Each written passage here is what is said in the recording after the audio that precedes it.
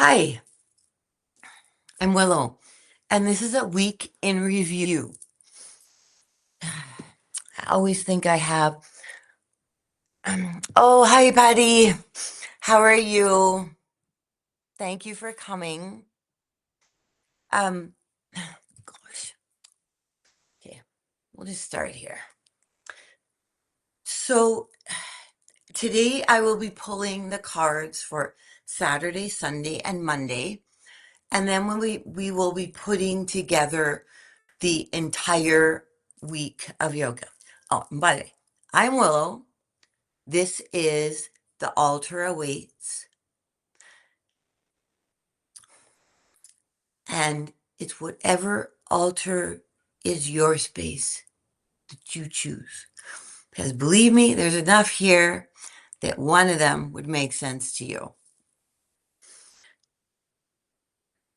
So the week as we have it, I did take some quick notes. Notes are my lifeblood. Monday was a page of chalices.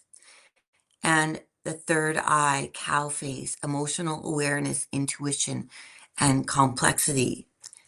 Sitting with something like that isn't simple.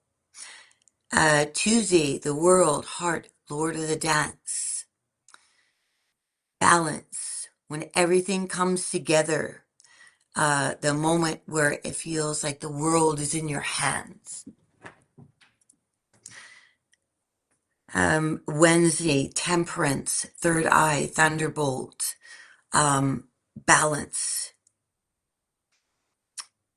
integration, grounding, understanding, bringing into balance. Thursday, page of moon, solar plexus, knees to chest, curiosity, will returning with more focus after grounding into Capricorn. That's where we were. Now we're in Aquarius. My chart is very earth and water heavy. Aquarius air is tends to hit me a bit sharper, which is why on Friday live was not for me. So instead, I just shared the poll, and it happened to be the same card as Thursday's or Friday's card, and the poses I add were plow up to shoulder stand, and I'm going to show you why. In yoga, so where I've always done and taught Hatha, hi, everybody who is joining. Um, it's not like there's first names here. So Rebel Heart and Nasellers, Hacking Free Will. That's awesome. Um, welcome. So I was just kind of going over what the poses are and why I choose them.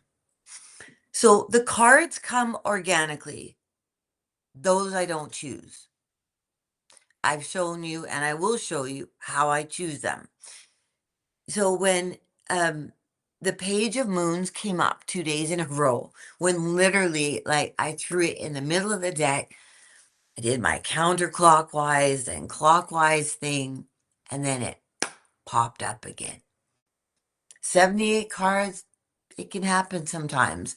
It's not common, but when it does, we listen. It meant to stay in that phase of that curiosity, that little page of a communication come out properly. And for me, Friday was it was a very good day. It began wonderful. But later on in the evening, it took a bit of a shift. And it happened to be exactly, I think it was 6:05 when we shifted into Aquarius. Now, there's nothing wrong with Aquarius. Just for me, that lunar energy makes a difference. There will be signs that do that to you that are completely different. And that's why it's great to actually know your entire chart. And knowing yourself astrologically um, is great. You will notice I have something new. I am making what I'm calling the Phoenix Rosary because the number 37 is a Queen of Cups. It's also the Phoenix in the Ars Goetia. And the Queen of Cups is my significator. 37 is when I gave birth to my son, and on my 37th birthday is when I found I was pregnant with my daughter. It has much meaning to me. I also want like a rosary mala that you could hold in one hand. So you have when you're doing magic or other things, you do sometimes you need your other hand. Even in meditation, right? If you want to do a mudra with one hand and you want to count mantras with the other, when you have something like this, right? It's a bit more difficult. So I'm making something that will fit in one hand. And this was meant to be mine at the bottom. But I decided to put it on and kind of see how the energy felt. And now I don't want to take it off. The company I ordered these from, they're all handmade, silver. The gems they're really great. I have a bunch more coming. I will order another garnet one for myself that will become my rosary. But these things happen and it just feels right. And that's why I posted that post with this. Because I believe in Yeshua. I believe in Mary Magdalene. Yes, in a very feminist way, but in a reality way. But I also believe in Hecate. I believe in balance. A quote from the book I'm reading on Mary Magdalene. She says we should never call God our father or our mother because both, right? Balance, both. When we cleanse our home, we cleanse with male.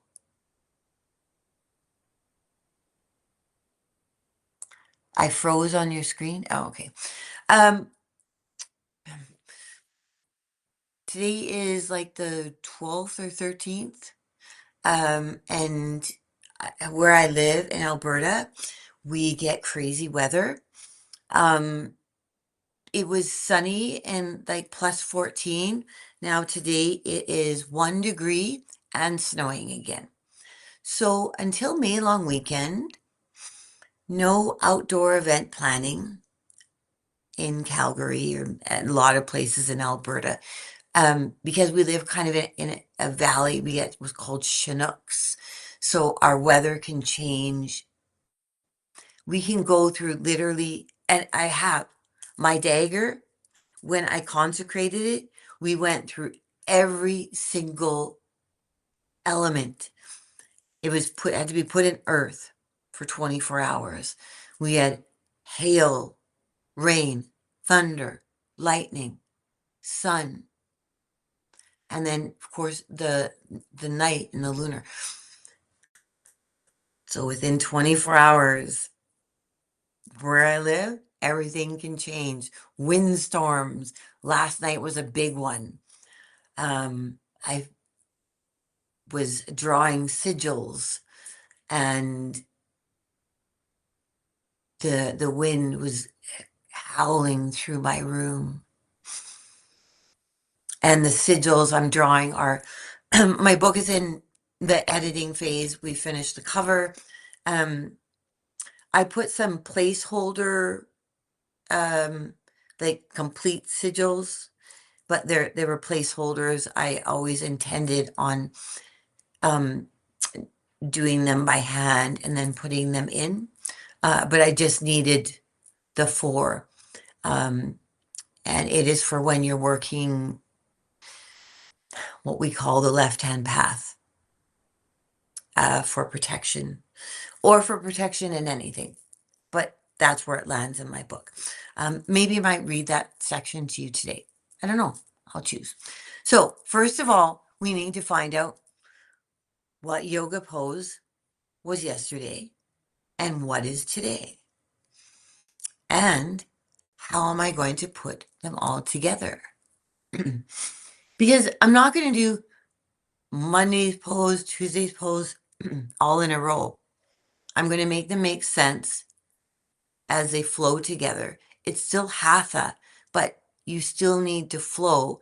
Going from sitting to standing to sitting to standing it doesn't make sense, right? You want to start, move, and that's how we do it, right? Make sure you have water. Yes, that's my coffee. But I do have my water as well. Whenever you're doing anything like this, even breath work, water is essential. And then, of course, I have Gabora. Whenever I'm doing anything, Gabora is near.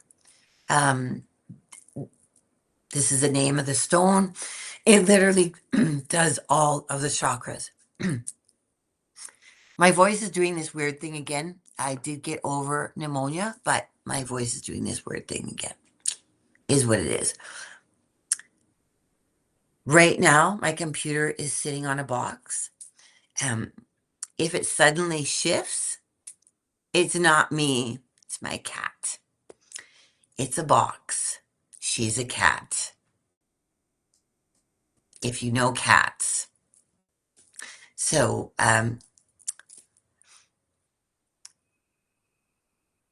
if any of you have questions, please ask. But let's find out where we're sitting. Like what cards for Saturday, Sunday, and then what are we going to begin on Monday with? So I'm going to let you watch, but know that I do this regardless whether I'm doing it live or not. This is how I pull cards. I don't change it ever. Things like this, it's a creature of habit. It's a mini ritual in itself. I lit a white candle. You can't see it. It's off to the side. Some incense. I cleanse the space. I do everything the same every time. So if something comes up that's seems like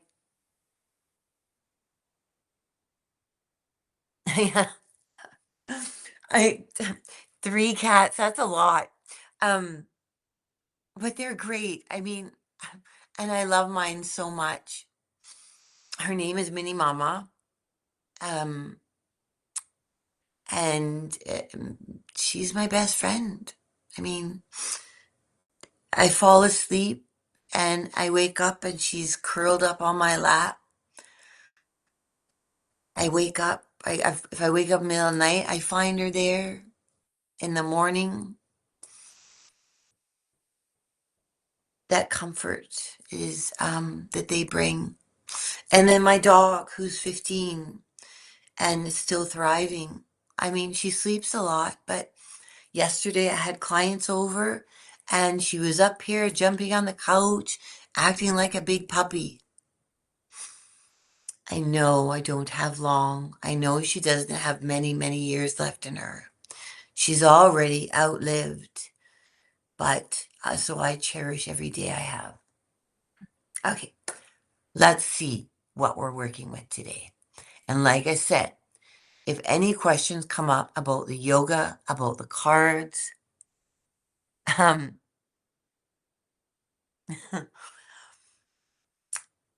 please ask about poses. If you feel something somewhere, ask me. Um, I can give specific stretches for sciatica, um, different neck pain, back pain. Bef- Before I started to do this as a living, I was for years I worked in nursing, um, and in long-term care, and then personal training, which is all about the body and nutrition. So, where I've been reading tarot for 40 years, I just did it for friends and family and whoever asked. I never asked for money. Um, and it was really difficult for me to bridge that gap. And I started out asking for like $50 for an hour, then went up to 75. And now I'm at where basically people with my experience should sit, and the going rate in Calgary. However, I do always work with people's budgets if necessary. So I'm flexible. Um, but I've stopped undervaluing myself. So, anyways, let's see. I'm going to push this so you can see the map. So the deck, I'm just going to quickly shuffle, make sure that that page is somewhere in there. And then counterclockwise, again, it opens the energy. Move this back just a tad. I do move this to my bedroom, right? And then I put the card of the day in the middle. I let that stand, and I change it daily. And you've seen the pictures of that in my bedroom and what is beside it and what that looks like. I don't bring out all of the platonic solids. For this, I just bring out my opal plate because the stones I have on here do cover all the chakras anyways. But in my room, the platonic solids are made of, there's only 5 of them. So 5 of the 7. And then I have these as well as, I mean, literally, I have stones everywhere. They're on my wall. I have boxes of them. Sometimes I sell them, sometimes I give them. It all depends on what I think somebody needs. So now we're closing up the energy to see what comes. So you can see, like, literally, I'm messing this up. So the odds of a card coming up out of 78 is not typical, but it happens. And candle magic, right? So when I'm doing a reading, I light a candle that is me while I'm cleansing my home, getting it ready for clients. Sometimes it doesn't want to go out when I light the candles that I light for my clients. The flames go up and they just won't be snuffed. That happened yesterday. Oh, what the what? Okay, I have no idea why it went off for a moment. I changed my thing to be 3 hours, but it just went off at exactly 20 minutes. So if it does this, please know I will turn it back on again, but I changed this yesterday. Okay, so we're going to get back to this. The cards are here. Now, my cutting process. All right.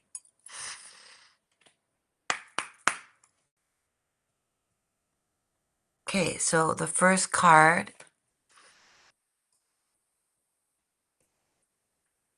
the Four of Staves, that is Saturday. Today, the Page of Chalices.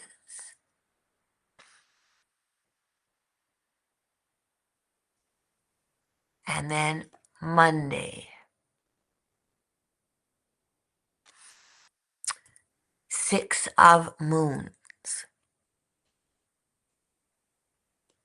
Now we are going to see what chakras come. Again, the same thing. Counterclockwise to open, clockwise to close. And I will, by next week, have all 12 chakras in here because I think we've been doing this together enough that we can expand beyond the body.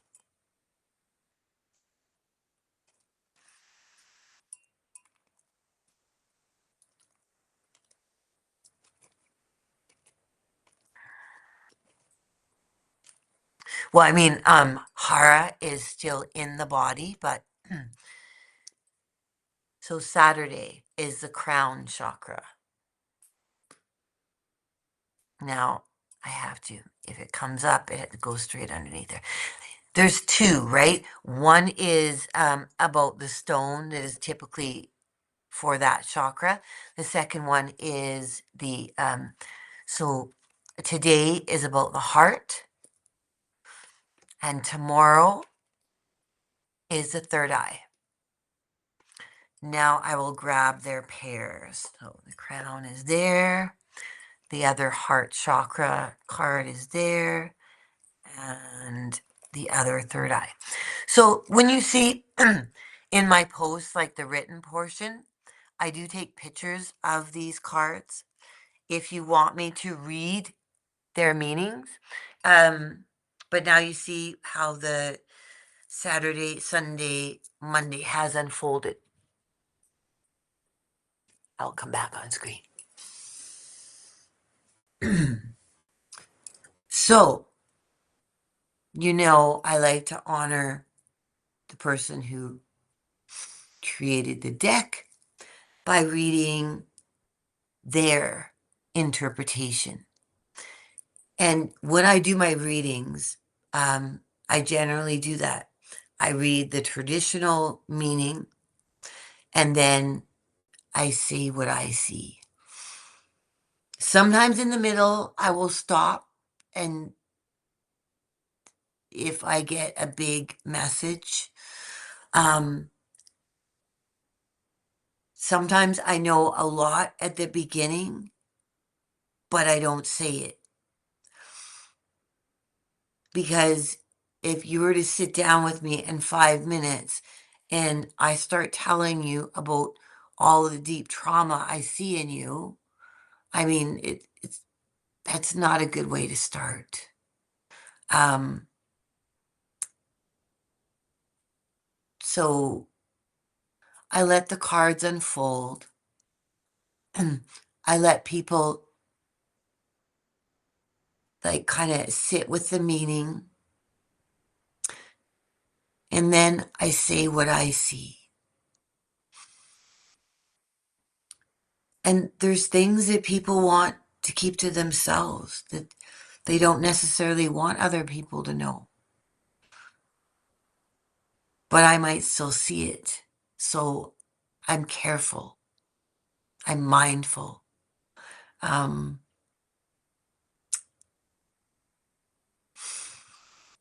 my readings are grounded. They're not um,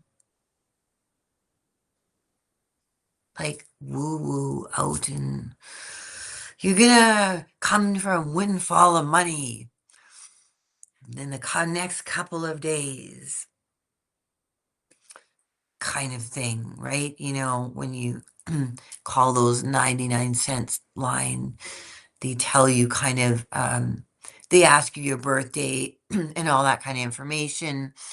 They see your full name because you've written it so they can quickly check you online. Um, I don't. I don't ask a last name. Um, only maybe at the end if I need to send something. Or like I'm doing with my book for founding members. So people have supported me throughout this journey. Um, there's 200 spots I'm opening at. And that's where I'm going to list all those people that have believed in me throughout this whole time. That's where they're going to be. And there's a couple of you on here. Rebel, you're one, that have been here throughout this journey. Um, but we'll talk about that later. See, this is why I have notes, so I stay on topic. Okay, so yesterday, um, we shifted into Aquarius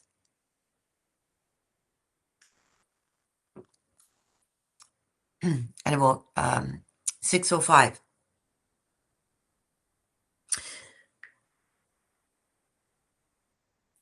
And I don't need that. So the Four of Staves with the crown chakra. Let my brain work here. Goodness gracious.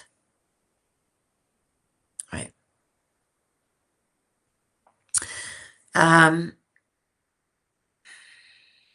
Okay. No, not moon. We're Staves. No swords, Staves. Oh, cups. It's up here. Let me make sure I don't pass it. 7, 6, 5, 2, 3. Okay, 4. So normally, fours are in the deck. They're more of a balance card. So the Four of Cups, Four of Swords, they're more balanced. Twos and threes have varied energy, but we're at 4. A card of completion. The Four of Staves shows up when you have reached a significant milestone. You experience a time of security and success. You have spent a significant amount of time alone working to complete a project. Now is the time to reconnect with family and friends and enjoy the time together. Celebrate your success. So with the crown chakra, we are so staves is about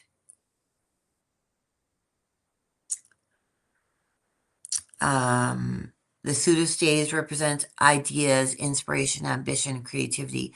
It corresponds with the swift element of fire.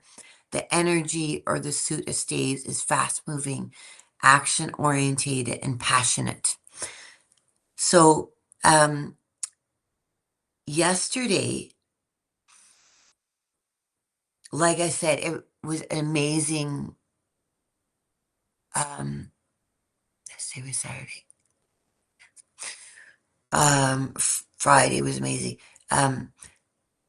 Yesterday too was, so for me, what it means for me is I'm in completion of my book, editing phase. The cover design is done.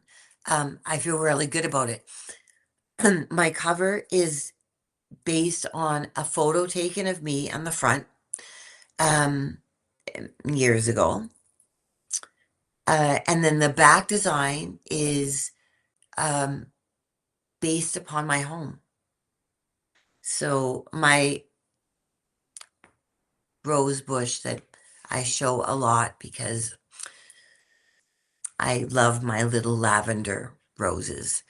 Um, and then I have a vine that is the plant is ginormous, and we started letting it go over the door that goes onto the patio, and it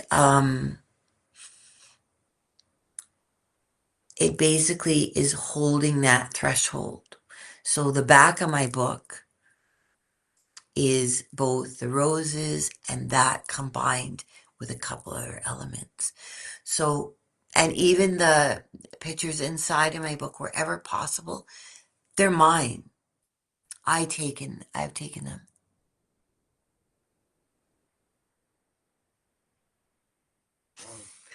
Um, Lavender roses are hard to find. And yes, there was only one, and I wasn't sure if I wanted it, but I went back to the store and I got it.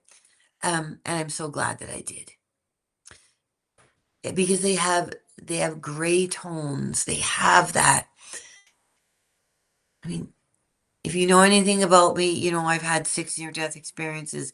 You know I'm a medium. You know I work across the veil. So that color is attuned to amethyst. It when it's bright though, it shows pink. Like it it moves. Like the color moves, and it's a beautiful progression. So the Four of Staves, completion, celebration.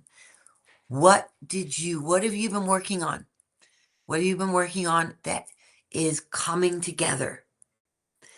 Something you've been working on alone or with minimal help.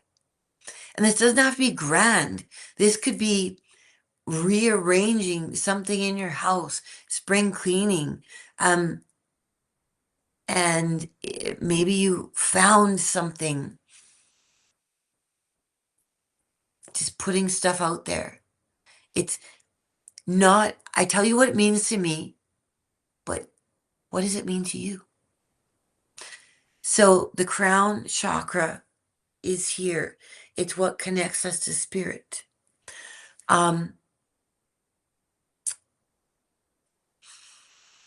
For me, yesterday was a big medium day. I did a big reading. It lasted about 3 hours.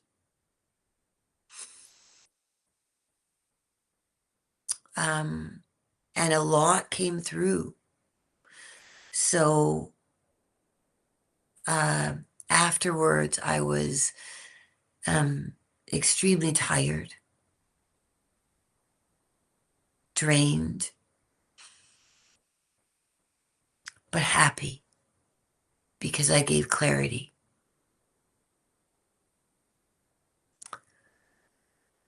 And that means more to me than the money.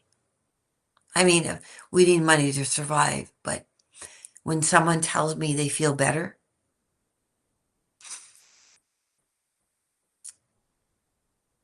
I normally cry. Um, But that is why I really do it. I need to survive, but I was brought back here from sitting in death for a reason.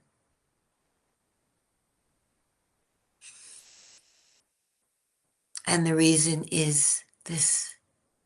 It's trying to give, but not,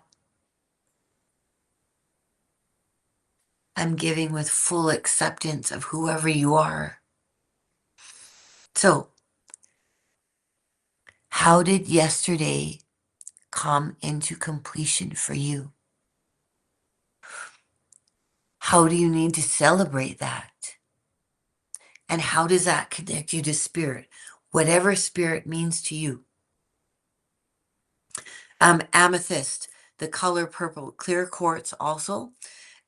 White onyx, body areas is the spinal cord, brain stem.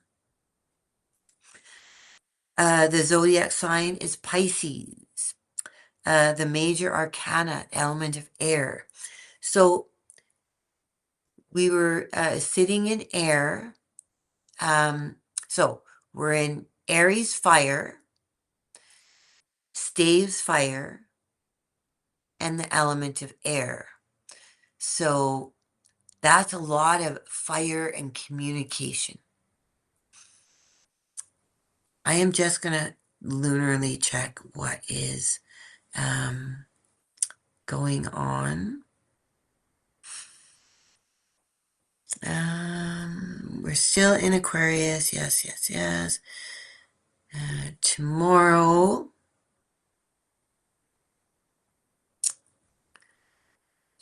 we move into Scorpio at 5:32. Oh, sorry. I'm wrong date. That didn't make sense, did it? So Monday, yeah. Pisces, that's what I thought. So, so until 2:56 a.m., we stay in Aquarius, and then we move into Pisces tonight, like tomorrow morning, 2:36. You will wake up with a Pisces moon. All right, today, Saturday, Page of Cups, water, and the heart. Rose quartz, aventurine are a couple of heart chakra heart chakra stone. Emerald green and aventure body areas of heart and lungs. Zodiac sign is Libra, suit of cups. It aligns. Element of water, leafy greens, vegetables, green tea, basil and thyme. Chakra balancing tips, engaging activities that feed the heart, practicing self-love. That's today. And the Page of Chalices is close to the Queen of Cups, but no, it's further. It's just a little bit lighter. So the suit of Cups is the element of water, and it is about emotion,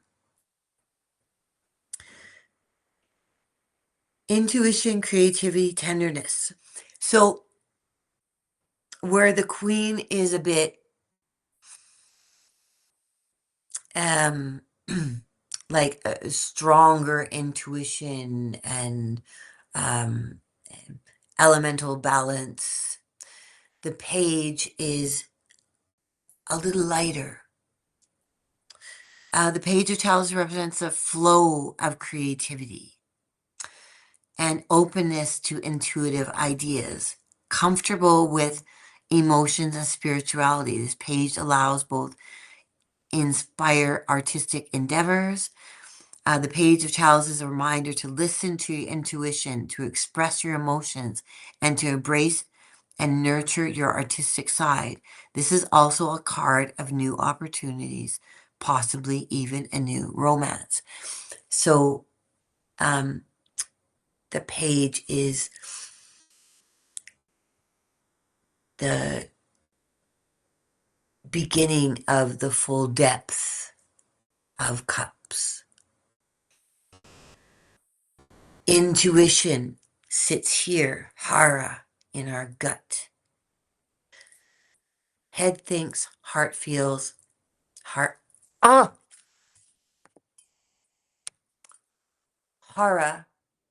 Hara, Hara, tells the truth. I changed my computer yesterday. It should not be turning off every 20 minutes. So I apologize if it does this.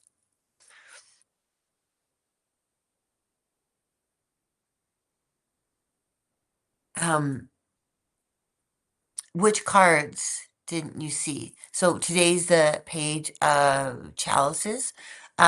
Yesterday energy was a four of staves. So it was completion in something you did by yourself, but celebrate. And it was paired with the I'm just reviewing for someone. Crown chakra today is about the heart. So this all makes sense. So creating something that's intuitive based.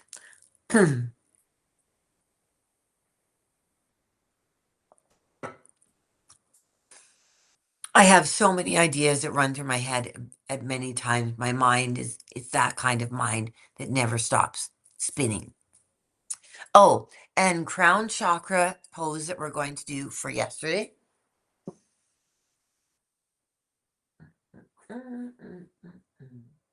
Let's do rabbit.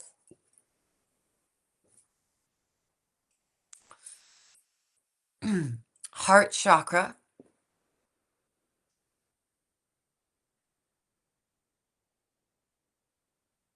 So we have Lord of the Dance already.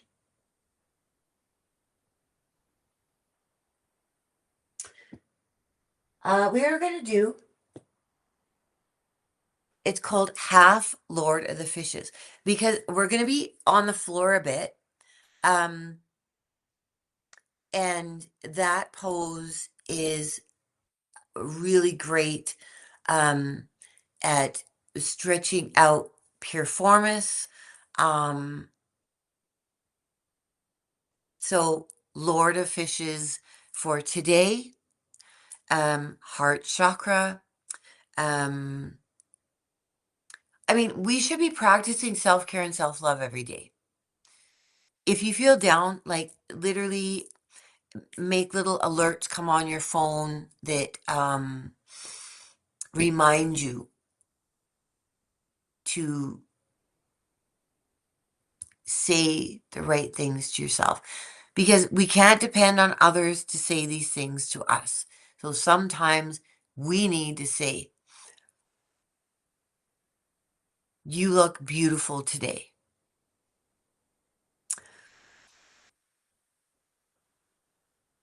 Your heart is very kind.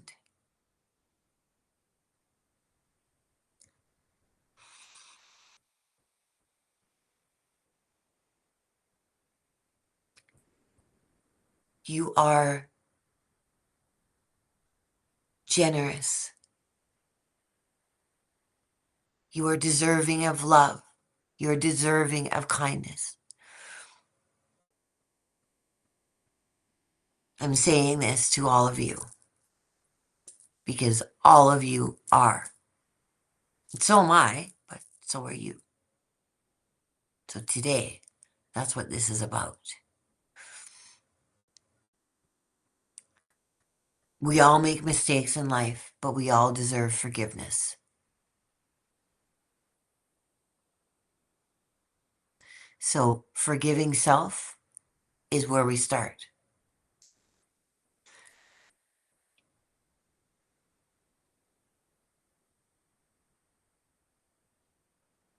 Oh, thank you. Yes, I need to hear those things too. Um, I'm a natural crier. Um, Emotions, and because it's Aquarius, it pushes me into my emotions a bit deeper. I'm glad we're moving to Pisces.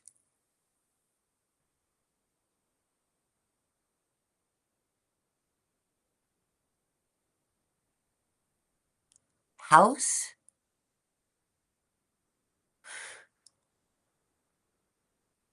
the show. Um, or do you mean like your home?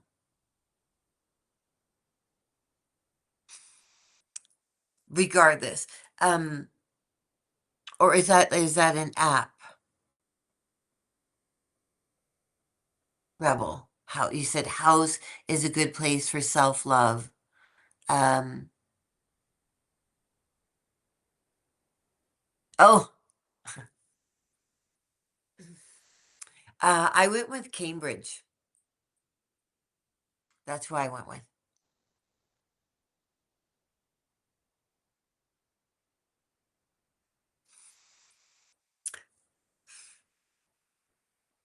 I have to say, you guys are very special, and I'm honored that you choose to spend this time with me. So, the Page of Cups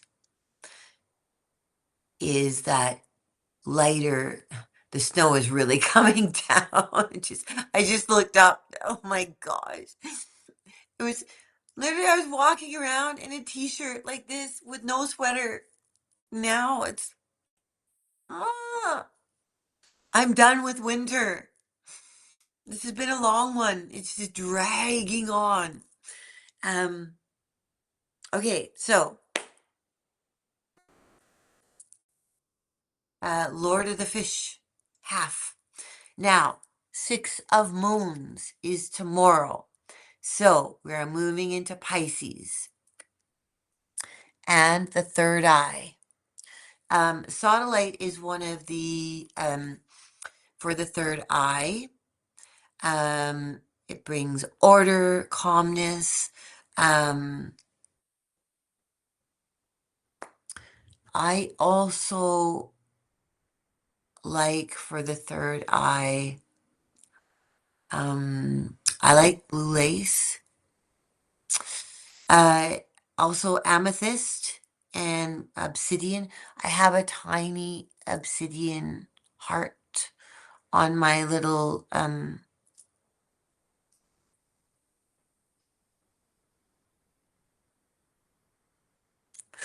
what's your sun? What's your sun sign? Actually, you know what? We will send me your full birthday if you still have my number, and I will do just a basic thing for you and explain why. Okay. Um, so your sun is in Gemini, and yeah, so that could make sense why it that does that for you. Um, but to get it complete, actually, one thing I do want to say is something that I started creating yesterday is no longer am I going to use astro.com um, for my circle charts. I'm making them myself. So normally I use astro.com for the circle version of when I do people's charts.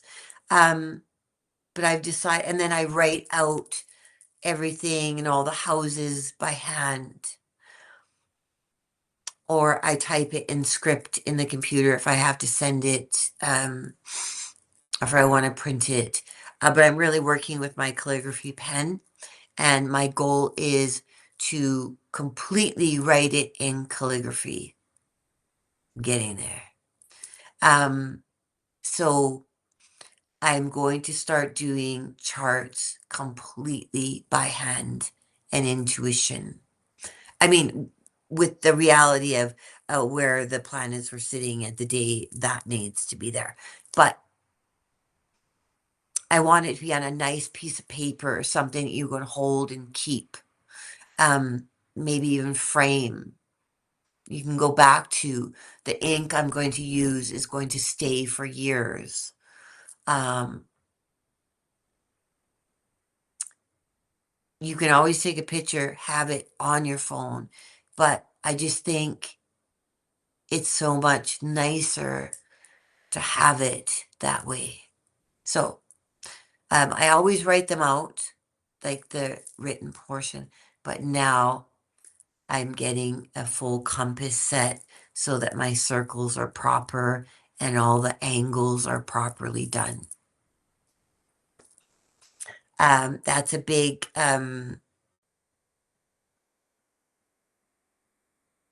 change for me. But it's what I want to do.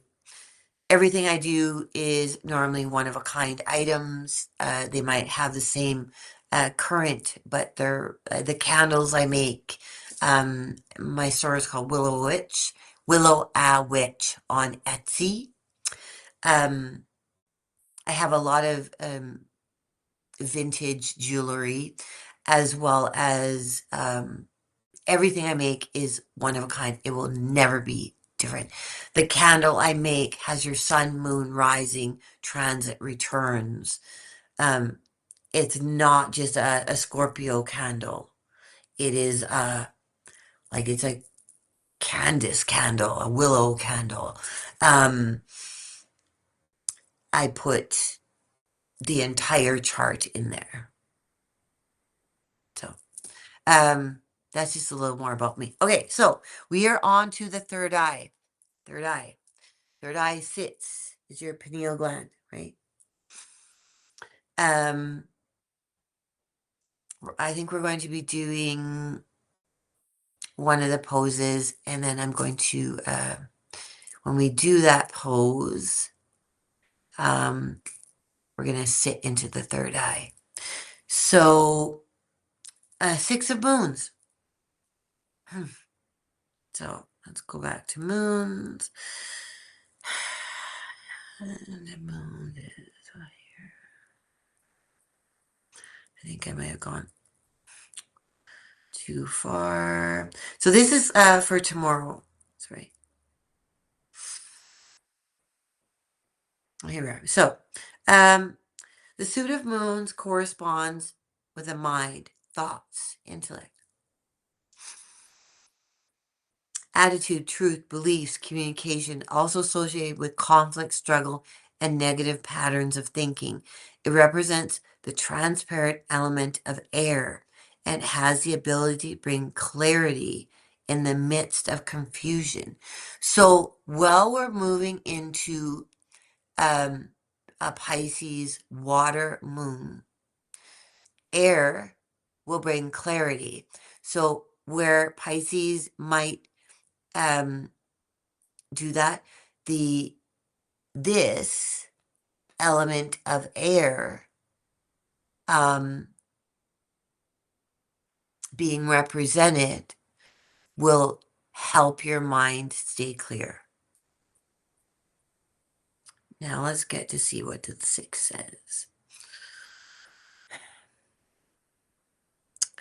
The 6 of Moons appears during a time of change. You may find that you have to leave something that is familiar to you behind and let go of attachments. It may be that you are leaving a relationship, changing jobs, or moving into a new home.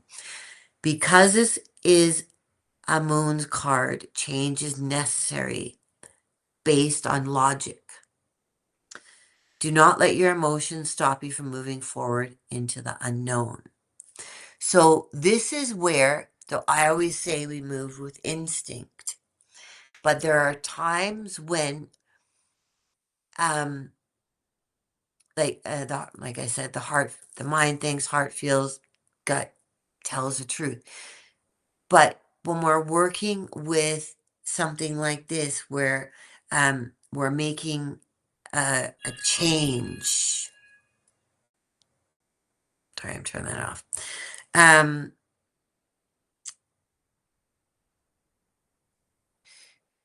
You must think it through, right? I'm working on what I'm working on. But I can't just sit in the emotional portion of it. I have to logically think about how to move forward. There's parts of, creating a book that, the copywriting, I had no idea. So copywriting around the world, I have to copyright every image, my cover design, everything. I have to legally copyright everything. The legal team has said, this is what you have to. Well, they're going to do it for me, but I that's what I paid for. I didn't pay much. But with self-publishing, you do pay something. So the mind logically. So think about tomorrow when it comes. Like, what have you been creating? What's going on in your life? What is changing? And how do you need to think about it?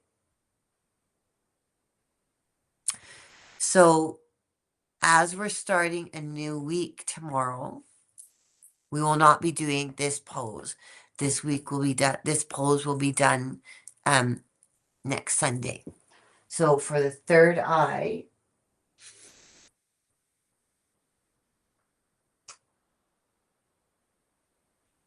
lotus. We will start the week off in lotus. Now, hopefully, I remember all of this. So for the crown, I chose rabbit, then Lord of Fish, and then next. So tomorrow is lotus, third eye, 6 of moons.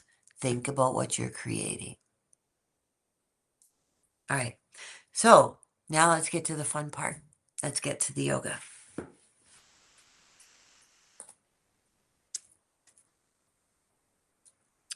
Yoga is best done barefoot because that's how you, in I think the very first one I did, have you all been practicing with spreading your toes and placing them down one at a time, rocking back and forth when you're standing, finding that perfect balance? That is what's necessary for when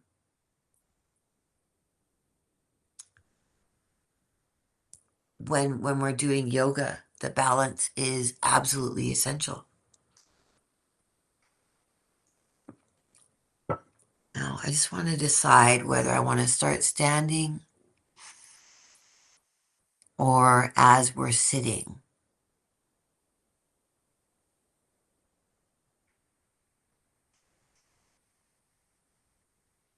We are going to start sitting.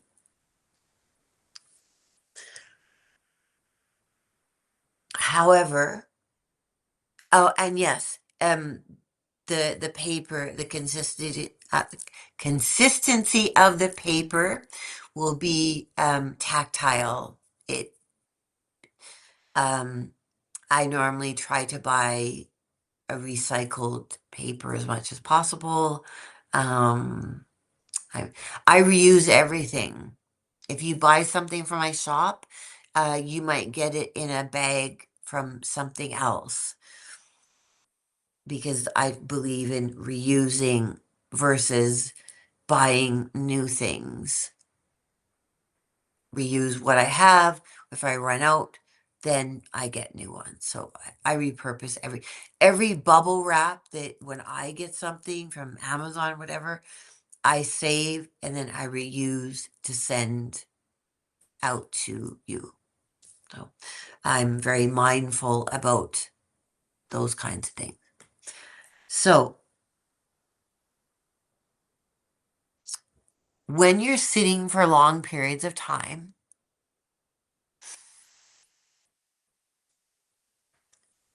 and yes, it was the way we were raised, to not throw stuff away.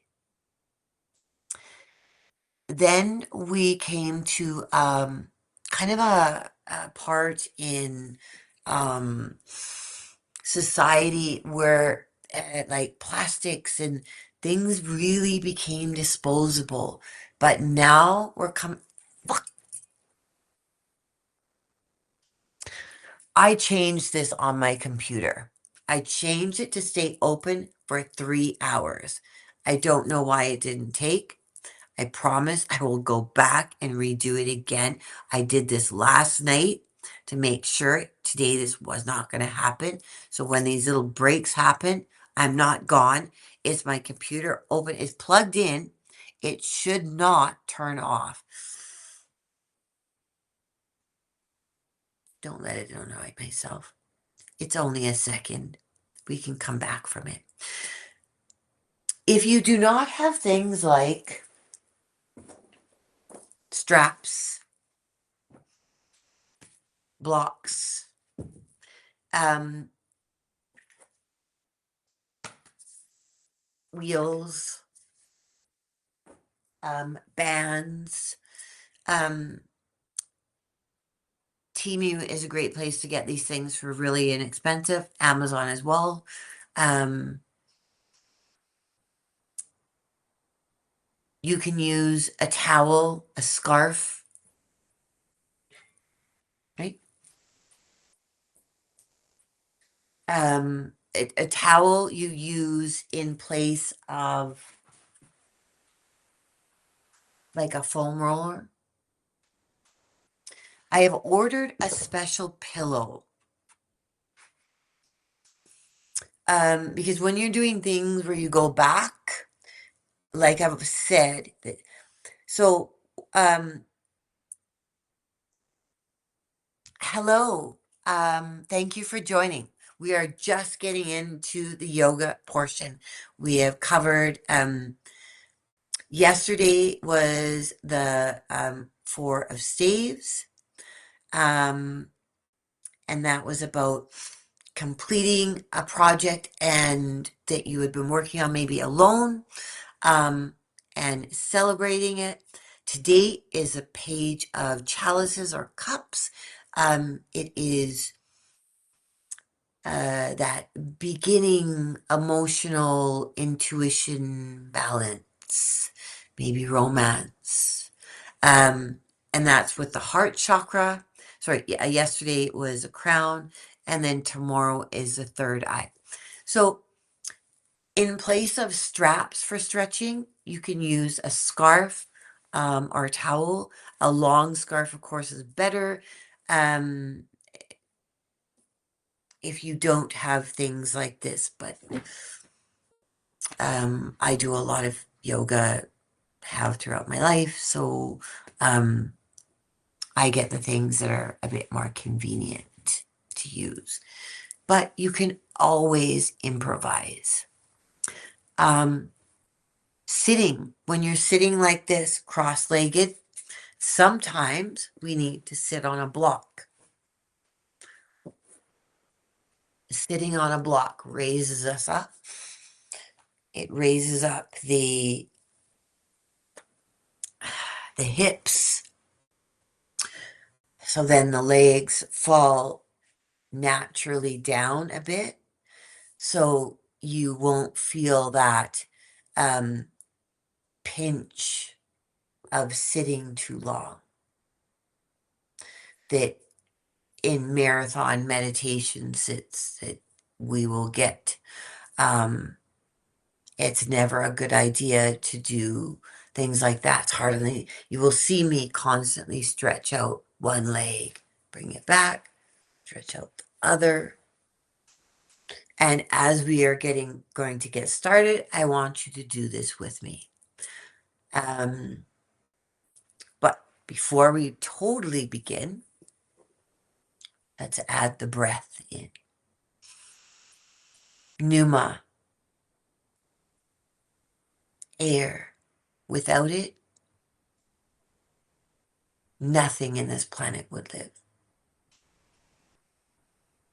So,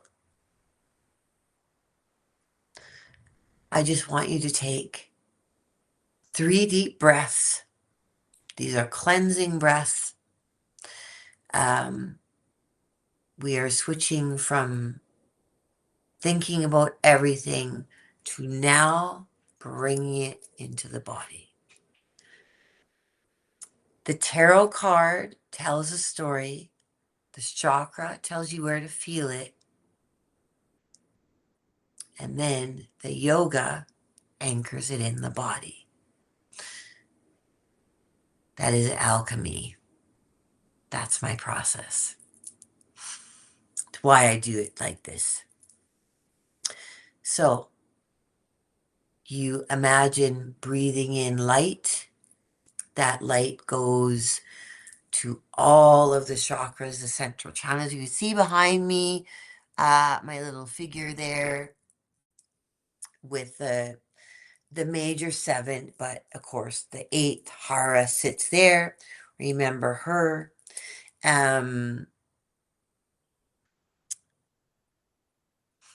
So deep breath in, let it move through the chakras.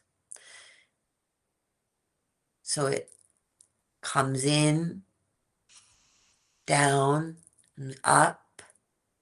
And then when you blow it out, you're blowing out anything that you need to release to become just in the space that we are now in the body. We're not overthinking. We're not overfeeling. You're anchoring into the body. Okay? So inhale and exhale. So when you inhale, let's say that's inhale for 4. Let's do box. Inhale for 4, hold for 4, release for 4. 4 times. With that visuals. So inhale.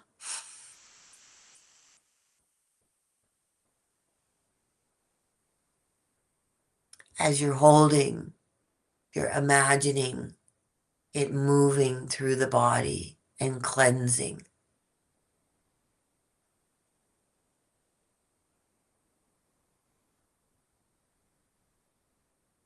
Everywhere. And then release.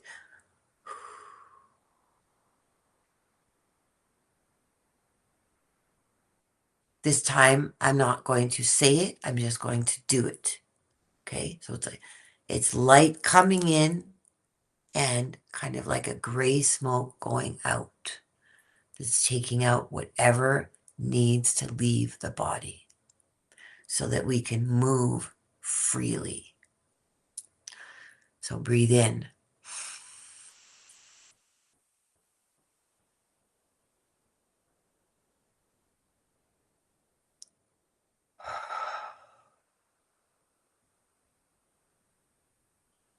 And again.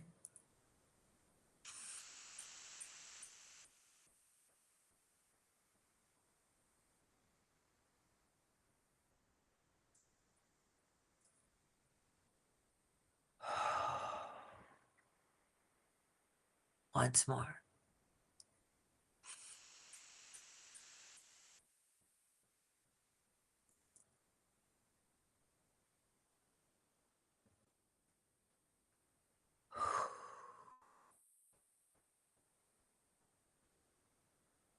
We are now anchored into the body.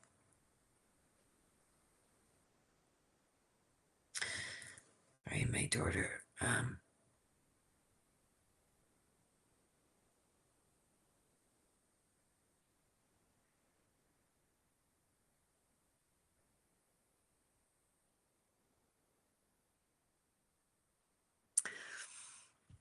Okay, so we've released in breath what does not serve. So I want you to, why I sat on a block is just to, um,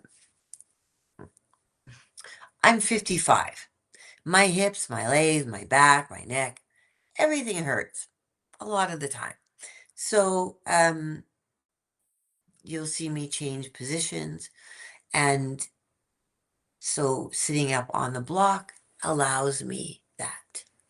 So I want you to just stretch your legs out.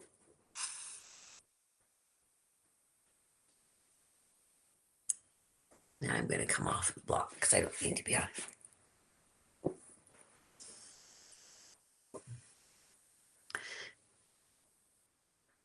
When you do an active stretch,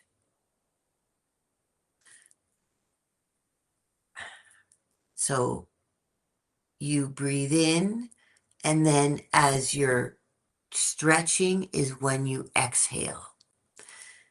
So legs should be, you can't completely see my body. Just going to shift this bit down.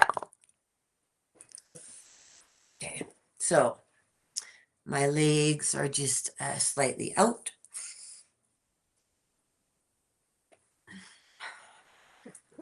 Just do this, just warm them up. Just warm them up a little bit. Shake them out a bit. Get the blood flowing.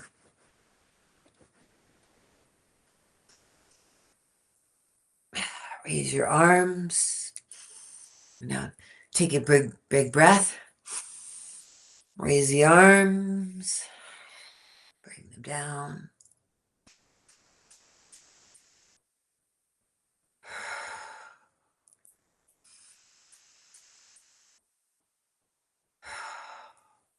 Shake out those legs. So now we're going to just lightly stretch forward. Not deep.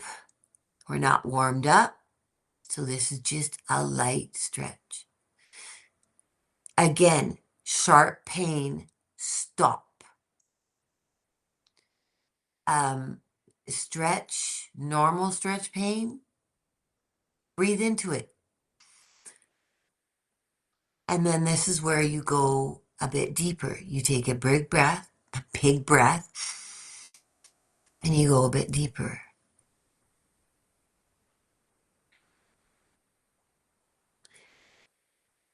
When I'm doing this, I'm engaging my core, which means basically it's sort of like sucking in your stomach, like pretend you're at the beach and you're wearing a bathing suit. It's holding that part in. Take a big breath. Go a bit deeper.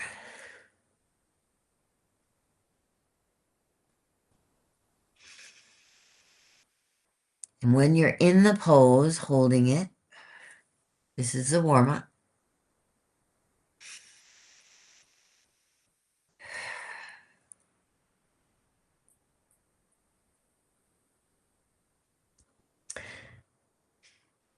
So I love the feeling of a deep stretch. You might not, but know that it's good for your body for mobility. Another breath. Go a bit deeper.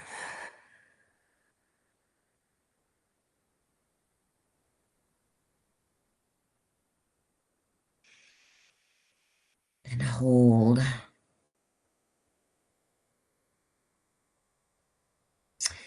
This stretch, why I'm doing it with the legs slightly out, is because I want this. So you should have been feeling that in the back of your legs, but also I want you to be feeling it here on your lats.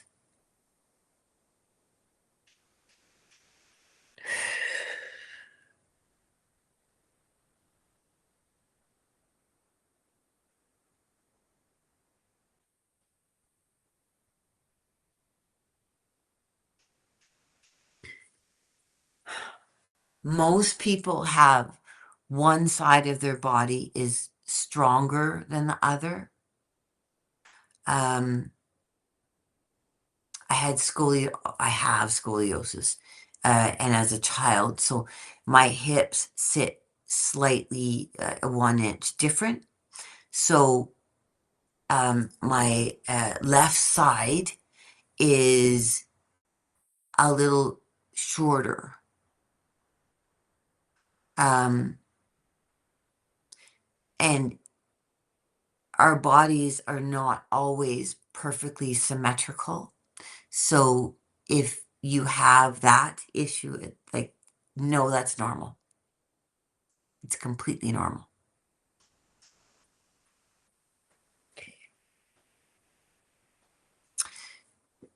So we had cow face, thunderbolt. I had it open.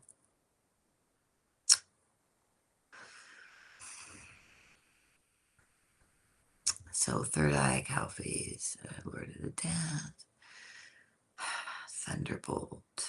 Okay, so let's start with, we're going to start with cow face because we've been sitting. Actually, before that, bring your feet together. This is bound to angle, but this is just to kind of, I want to open this up because the next pose is a bit more containing. So you breathe and then push and release. This you should be feeling in here. So you inhale.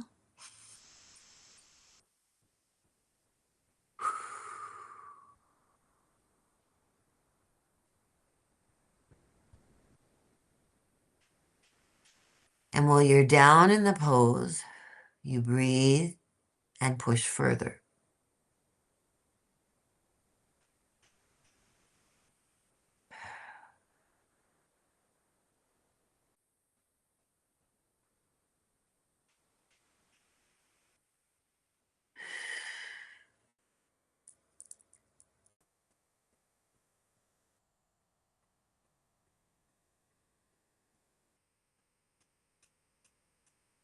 Okay, so actually, you know what?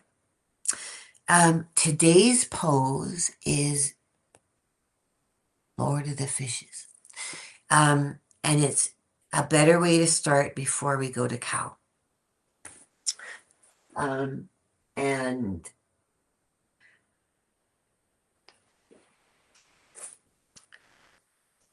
one leg is like this. Other one is here. You are going to, I don't do this one often. I normally do this stretch in a different way. But we're going to put arm in. Where is the other one? So this arm, so my right leg is underneath. My left leg is over top. My right elbow is over top here. Now, and then my left arm is bracing. Now this, so you want to be, this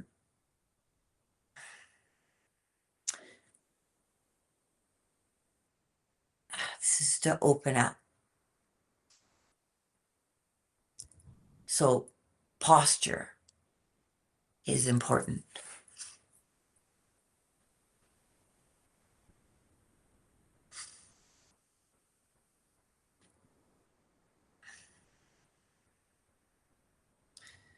Shoulders kind of back and down, engaging that core. Breathe in and push a bit deeper.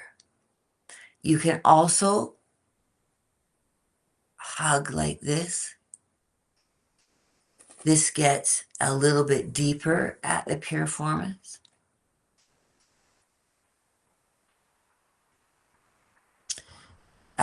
Sometimes this is a bit easier than this way. It's a gradual, we don't hit perfect pose the first time we try. I haven't done this in a long time, so I'm going to do it like this because the main stretch is here. The bracing, so your shoulders are proper.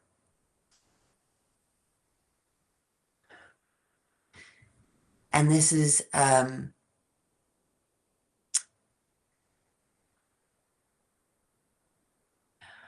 the heart.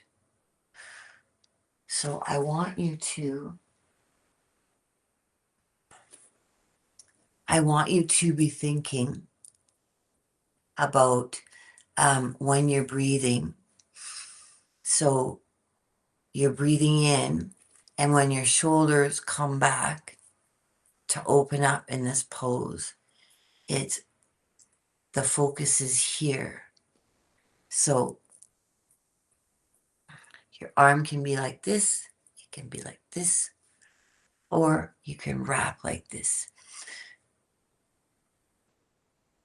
You want to be opening the heart. So breathe.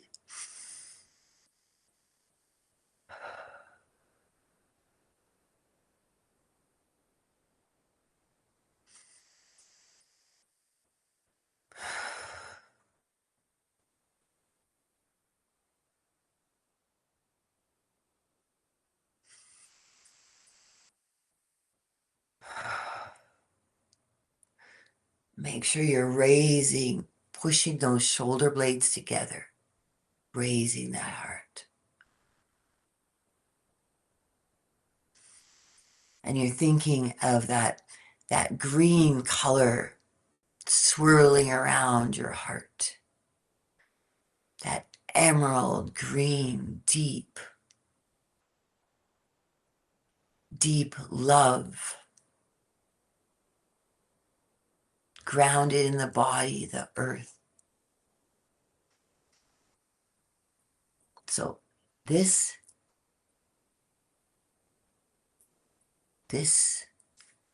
or this, these are variations.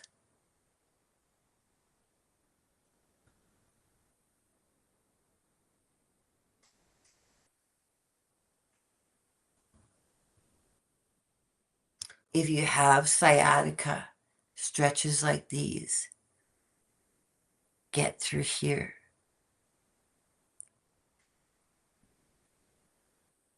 Okay, I'll release that. Shake that leg out. And we're going to do the other side. Now this leg is bent.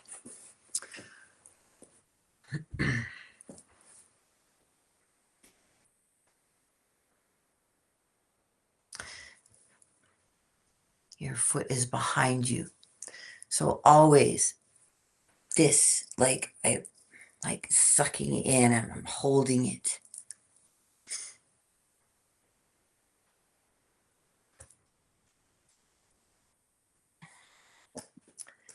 You're going to brace your arm, the right arm, so that the chest is out, the core is engaged, and this or this, but make sure, because this is a heart, right? So that heart, this needs to feel open. So however you can get there. So for me, it's a little easier like this.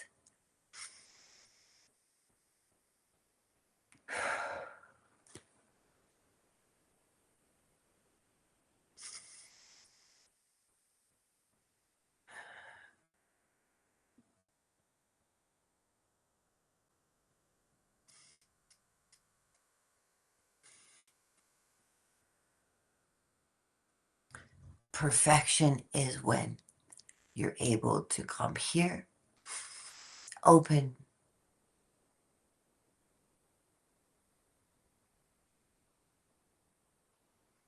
but like I said, this is okay, and this is okay.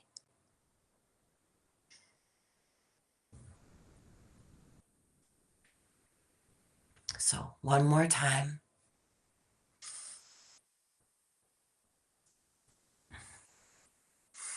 Breathe in, raise your chest high, squeeze those shoulder blades together.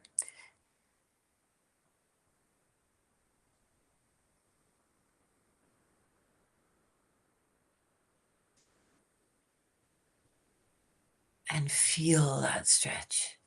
It feels better, like I'm getting my heart more this way, to be honest.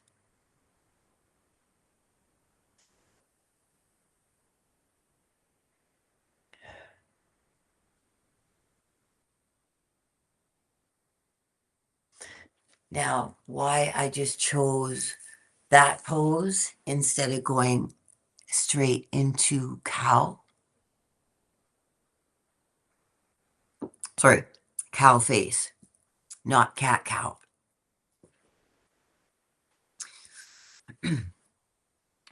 Is because literally cat cow were twisting both legs. So where only one was like that, now they both are.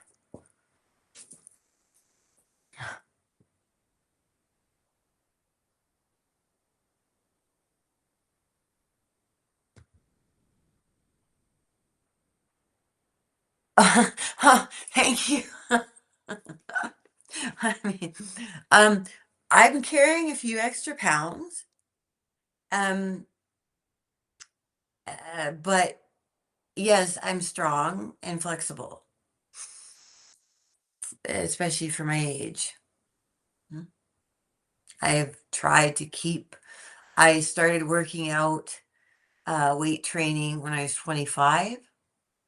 I used to run marathons for charities. I used to race mountain bikes. I've always been extremely active. I got into yoga a few years before my kids were born, so about 20 years ago, and it was Hatha. I had the same instructor like the whole time. Um, and she's shown me some uh, very beautiful things. And also, through those years, I had different injuries. When I broke my fingers and I had to have what's called an osteotomy, and that's when they um, drill through, cut your bone, and then turn it. And so, if you see my fingers, see how this one sticks out? This is why I can't type properly. These two fingers were basically like hanging off. So here, they had to cut the bones completely, twist them, because the pinky, it was either they were going to amputate it or um, you know what the funny part is broken bones, they hurt, yes. Um, I was walking my dogs. I had to get my dogs in the car. My fingers were like hanging off. I had to drive my dogs home, drop them off. Then I had to drive myself to the hospital. Um, I walked into Emerge and they were sending me to the back. And this doctor was just walking in the hall. He's like, that looks like it hurts. And in the middle of the hallway, he just grabbed my finger and put it back into place. I mean, in today's day and age, they wouldn't do that, but yeah. And yes, it was very painful after the surgery. It was horrible. It was more painful with the surgery than the actual breaking of the bone.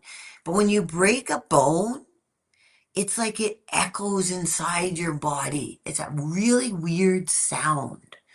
Like, you know when you've actually broken a bone. You know, when sometimes people, it's so swollen and they don't know whether they've broken a bone or not. You know when you've broken it because you hear it. You hear it inside. It's this weird crunching, creepy noise. Anyways, cow face. So cow face is taking, we're going to be wrapping both legs now. So I'm going to start with the left is underneath. The right is over top. Essentially, we really want to try and get it so both knees are like one is on top of the other. But if you have to start like this, you start like this. You want to get to here, but to get to here, there's phases. First phase is the one leg underneath, right? The one, oh my. Honestly, I changed it. It keeps doing this. And you lose me every 20 minutes for 2 seconds. This is an expensive computer, and I changed the thing to 3 hours. Why it's doing this, I have no idea. So, the first leg, getting it to that bent position. If that already is a lot, just let this one sit. Just let your foot sit by your knee. It's only if you can wrap to this position. Do it slowly, right? You don't have to. The goal is to get to here, but there's many, right? So if you have to sit here, you sit here. And then, so the top arm and everything is shoulder. And so the hands are like this. So like this. And then you bring them up to shoulder. And then they're right and centered in front of your face. Now, this is a third eye pose. So when you're breathing in it, I want you to bring your awareness here. Because when we're doing yoga, the reason we're doing it is to ground into the body, the chakra, right? So wrap as much as you can. Now, here we squeeze our thighs together. We engage the core. Then the arm comes out, the other one comes, wrap around. And everything is squeezing. And when you breathe in, you squeeze more as you release your breath.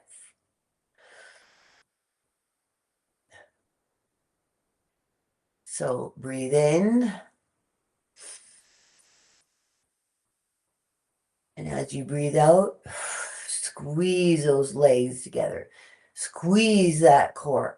Squeeze the arms together and the hands. But bringing that attention to your third eye, the spot right between your eyebrows. Let your mind settle there. With every breath, squeeze a bit more. If in between you have to release a little, release. Then breathe in and squeeze again. As long as you can hold it, hold it. Sharp pain, stop. Stretch, keep going.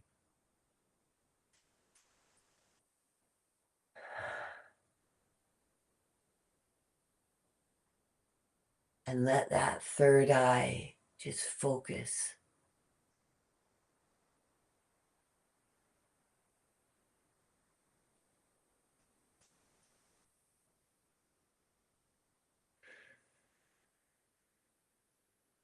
Okay. Release the arms. Release the legs.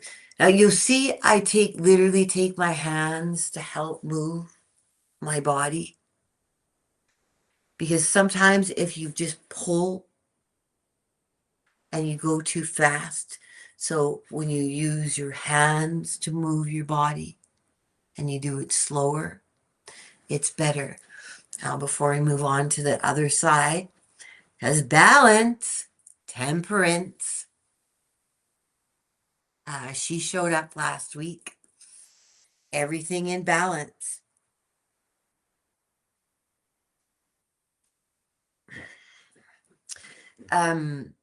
Feeling that, you might feel if you like with the upper body, you should feel the stretch in your back, but you're trying to pull those shoulder blades together as well. So this is kind of to strengthen. It's strengthening the upper portion of your lats. It's your traps are right here. It's not really, this isn't a trapezoid, even though it's a shoulder, but you're using a little bit here, but most of it, because the shoulder blades are together, is the top part of your lats. So release and then move to the other side.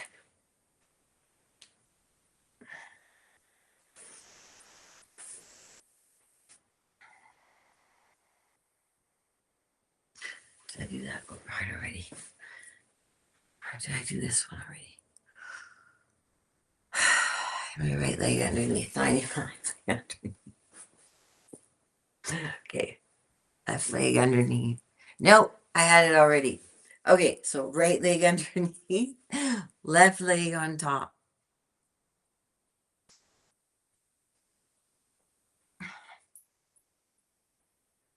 I feel like I'm backwards, but maybe not.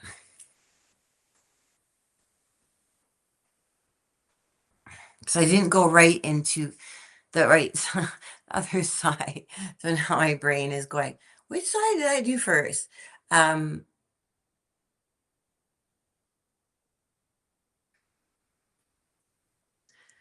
Did I do the right leg on top or left leg on top? Right leg underneath? I don't think so. Because then the left arm comes up for there, and then we wrap here and push. So the breath, the breathing in, squeezing of the thighs together, engaging the core. Shoulders are kind of squeezing, but they're backing down. Your shoulders aren't up to your ears. Your shoulders are down. Alignment is important. And breathe through it and squeeze. Squeeze those thighs together. It really builds that inner thigh, but it also, this helps pelvic floor because you are engaging your pelvic floor. So any women that have issues with pelvic floor, these kinds of exercises are amazing for it. So breathe in, squeeze, hold. Bring the attention to the third eye.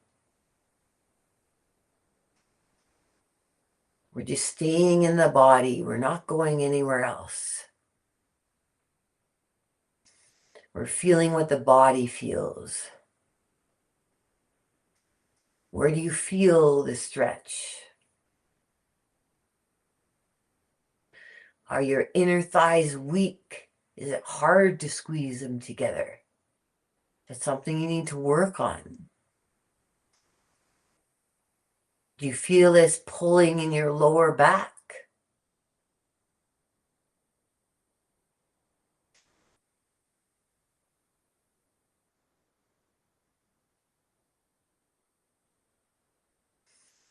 And release. I want to make sure I did it the other way too. Just for kicks, I'm going to do the other way because I was talking and then I forgot which arm I did. So I'm just going to one more time do it on this side. This needs to be pulled a bit more. A bit more aligned.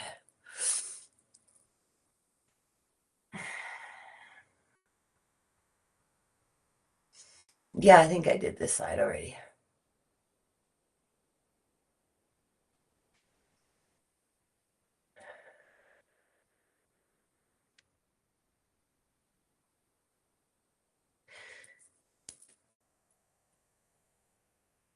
Perfect pose is the goal.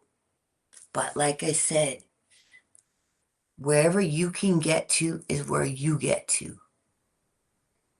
Not where I get to wherever I can get to. But it's starting. Yoga was designed by women, and it was designed kind of both as a gift for the gods, but also for alignment of your energy.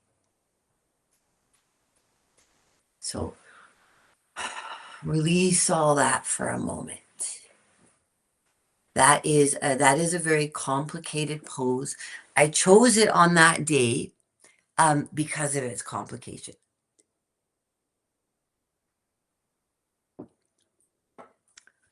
And then I think it was Thunderbolt.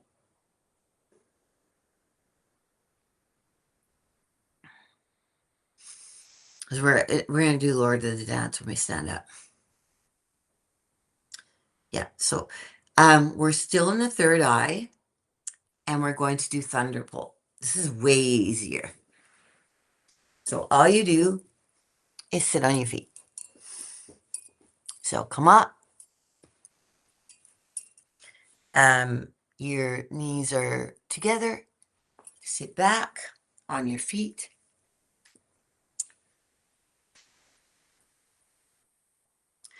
Now, with Thunderbolt,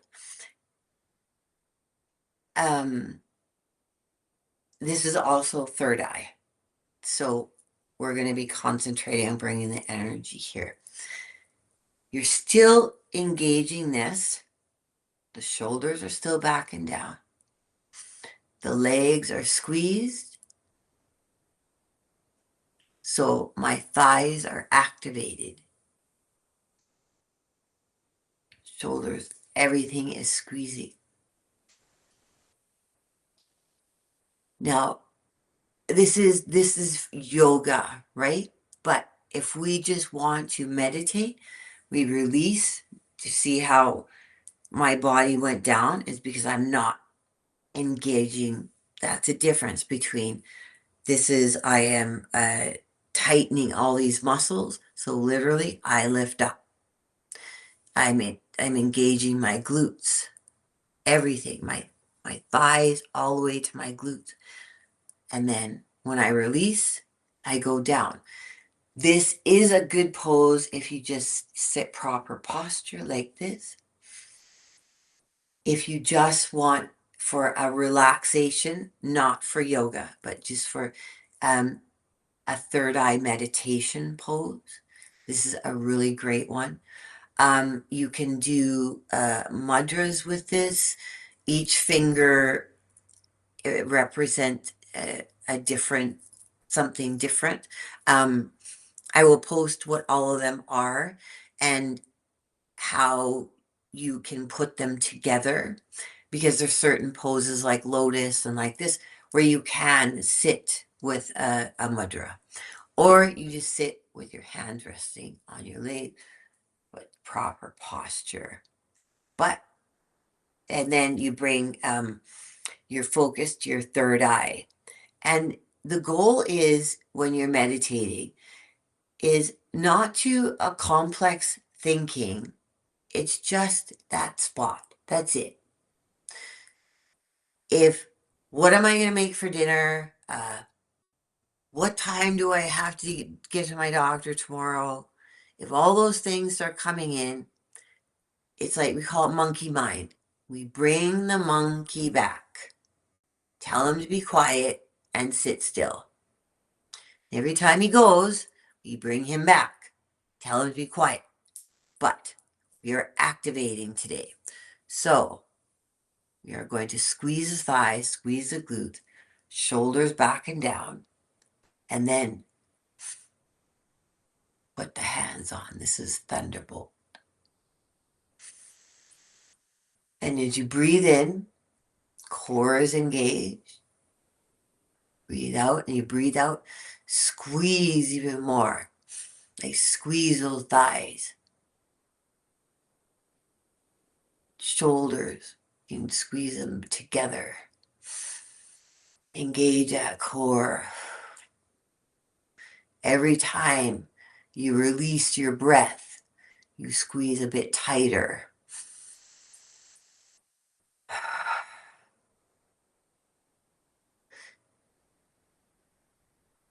And once you feel like you're at your limit, just hold and breathe.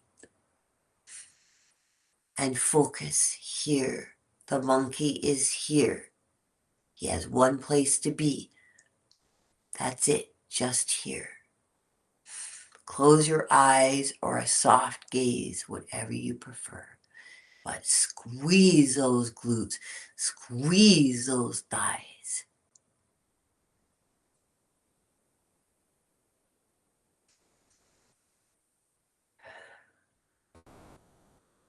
Engage that core. And release.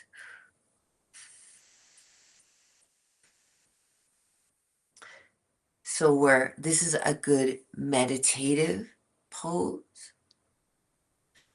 You see the difference between when it becomes yoga versus meditation.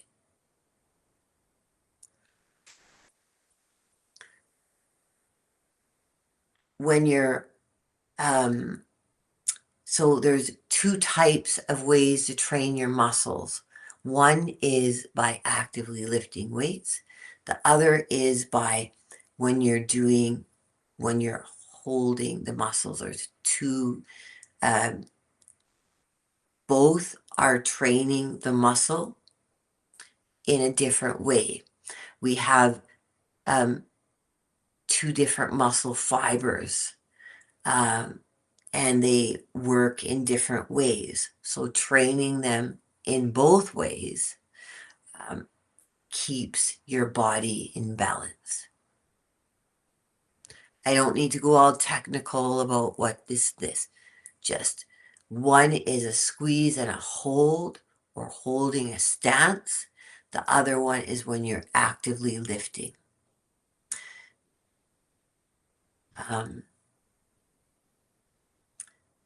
For example, runners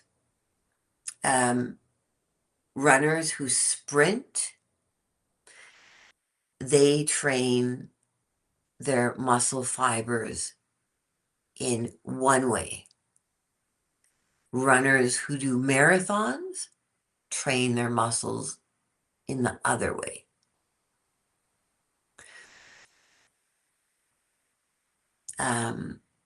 So it's like for sprint, it's like they shorten. For long, it's like they lengthen.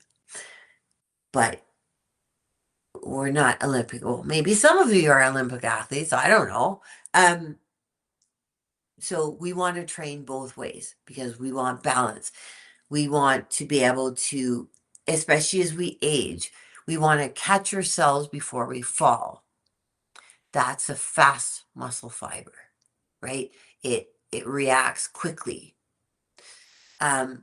We also need to be able to go the distance. When we are with our kids, grandkids, chasing after them for long periods of time. We want both cardio and it to go the distance. So we want to train both ways. So one more time of this, just for fun. So thighs, quads, glutes are engaged. Core is engaged.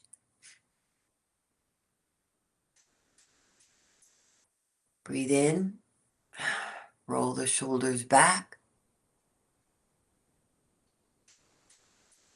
And breathe and squeeze.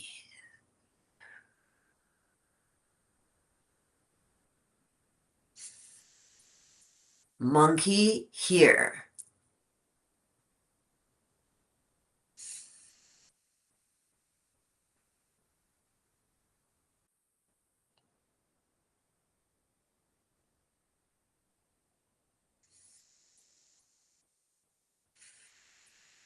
Release.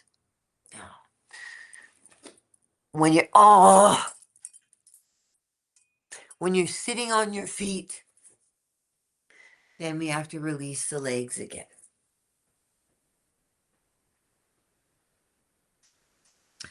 Okay, so we did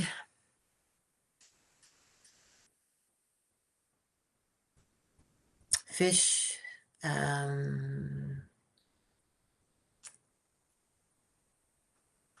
thunderbolt, and cow.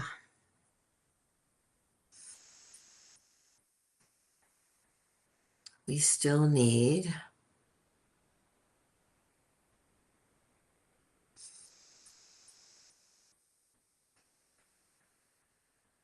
just trying to figure out how I want to do this. So I did put for crown. My brain. Oh, rabbit. Yes, rabbit and okay. So we are already in that position. So now we are going to rabbit in the crown. So when you're sitting on your feet, I'm going to go through this in a flow at the very end without stopping and explaining. Just so you see what it's like to move from one to the other. So rabbit, we sit, it's like a thunderbolt where you start on your feet. Top of the head goes onto the mat. But it's not, we just like release ourselves. We're activated, right? So head comes down. I am still squeezing my gut, my lower abs. You can release your arms like this. Just suck in your core.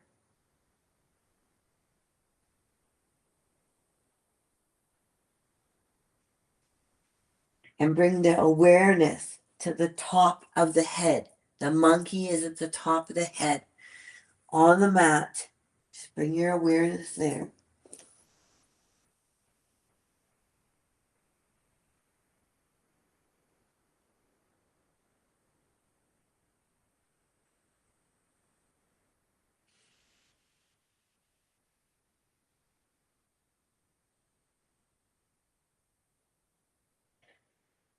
And as you breathe into that crown chakra.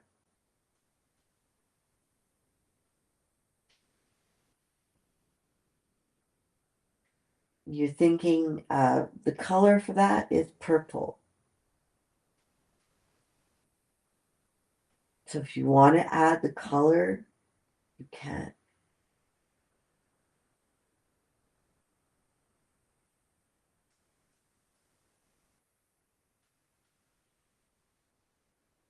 That is a release.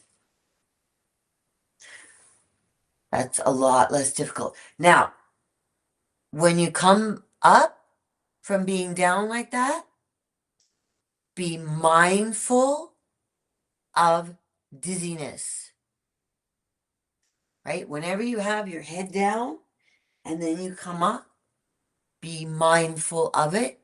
If you feel lightheaded, stop and breathe.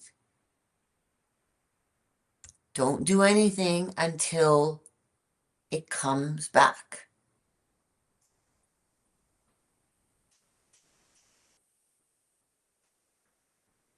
Okay, so, and then we had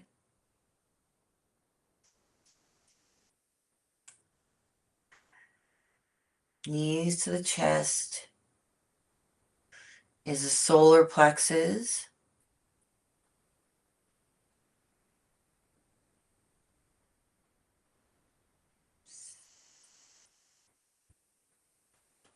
So now all we're doing is we're changing from being on our knees to we're sitting on our butt. We're going to lay down and bring, I'm trying to sit in the middle of the frame. So you're bringing your knees to your chest. So with this pose, this is a very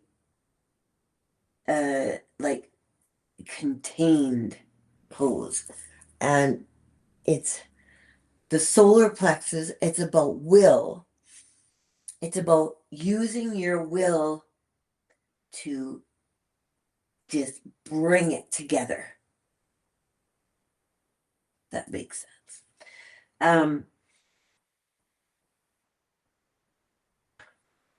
So the solar plexus are basically like right here, just below your heart. So when you're crunching, you will really feel that there. Now, if you want to squeeze this whole thing, it's a really good ab workout. But if you just want to pull in,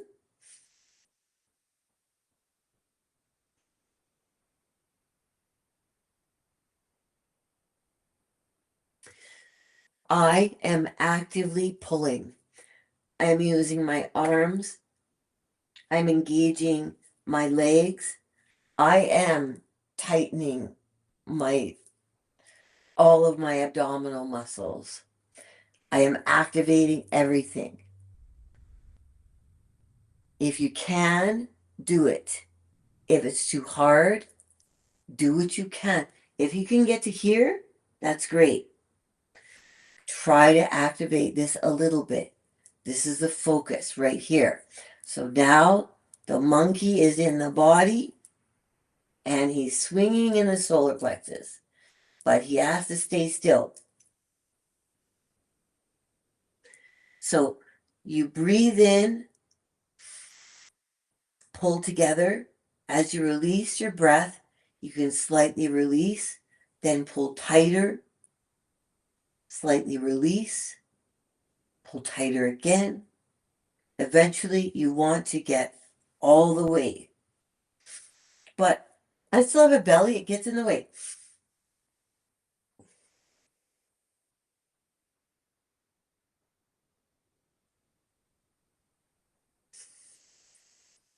Breathe, squeeze.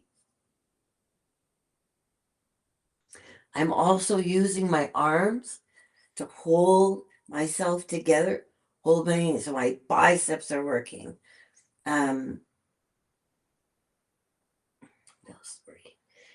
My grip is working. My abs are working.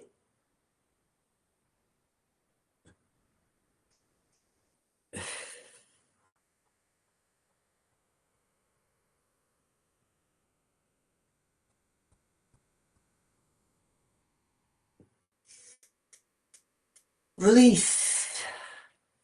And I mean completely release. Let that, like it feels like water just washes over it and lets it go. Just let that go. And just breathe.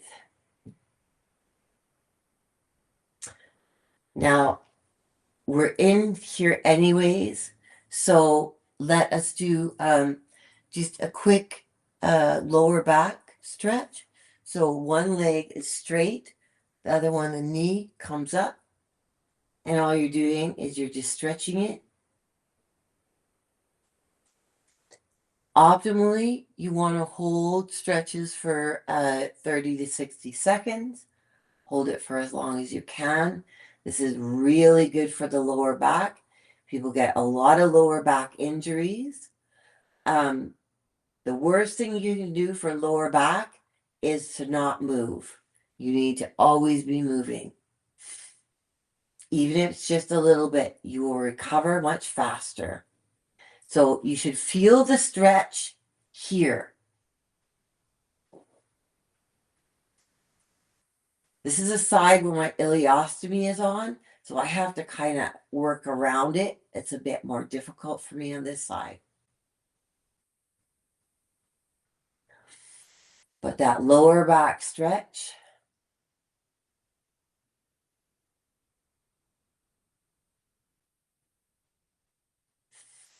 then release it, and the other side. Bring it up. This isn't part of the 7. This is just because we're here and it's a good idea to do it.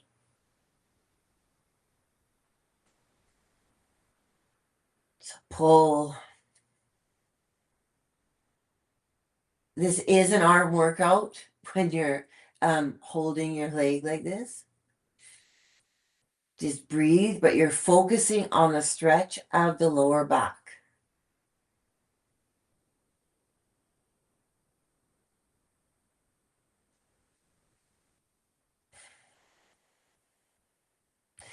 And deep breaths where you literally let it all out. So you breathe in,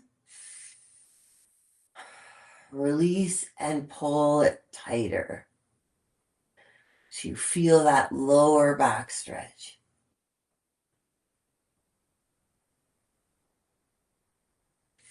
If this gets too hot, your arms from holding, release them for a second, then come back.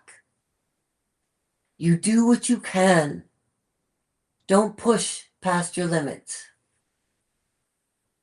I want you to come back and not be too sore.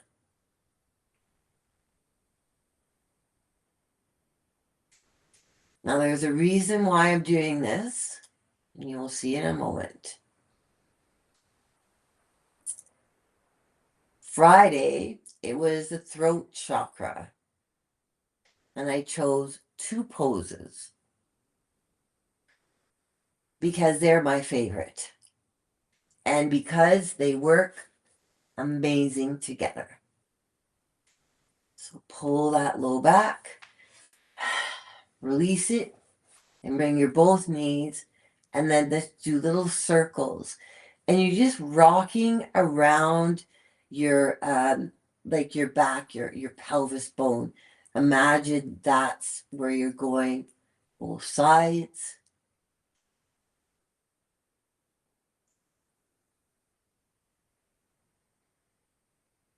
So now we are going into plow and then shoulder stance.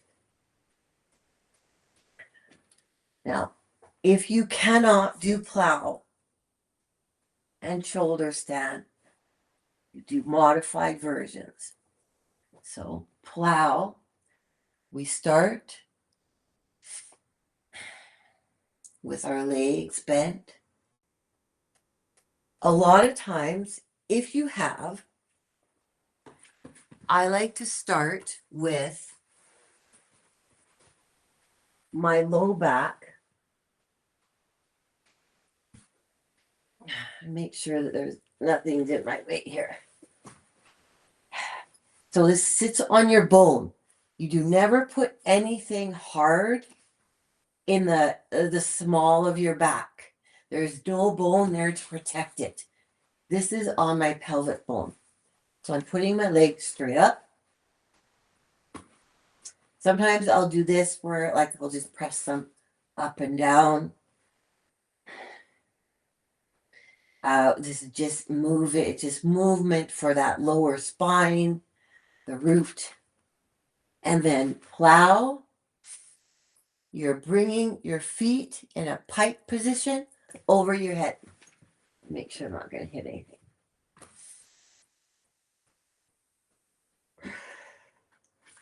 Now, in this position, the toes, I don't know if you can see my toes. I can see there's something in the way.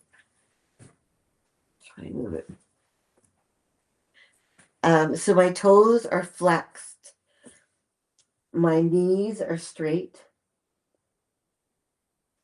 My core is engaged.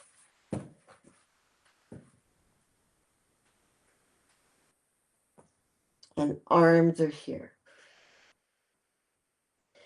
This you feel here. Right here.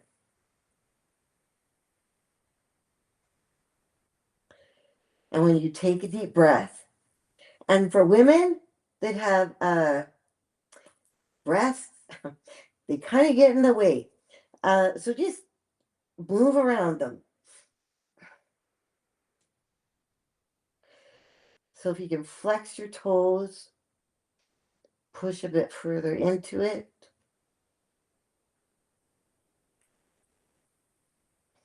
Legs are straight.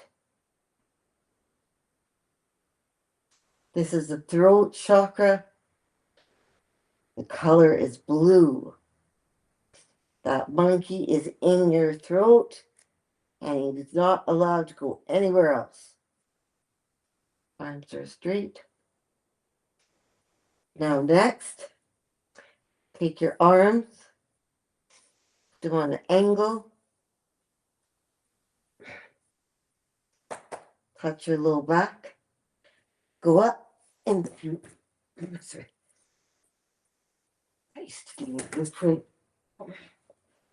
Okay. I said talking when I'm doing this. Okay, core is engaged.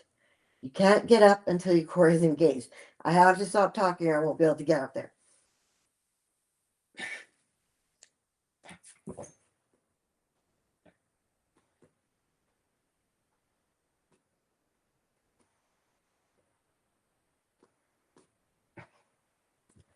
So, and pike a bit too long and go up there proper. All right. Plow to supported shoulder stand. Core is engaged. Now, as you come down, your core is engaged.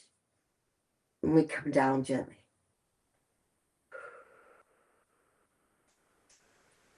I was up there a bit too long and talking. I'm used to doing that quiet. You should. I'm going to do this without talking. Just going straight from plow into shoulder stance. So I do this every single day. You will feel the stretch in your glutes, but this is about the throat chakra. Plow is a very loud pose. Shoulder stance is like balance, okay? So plow up to shoulder. And my core is engaged.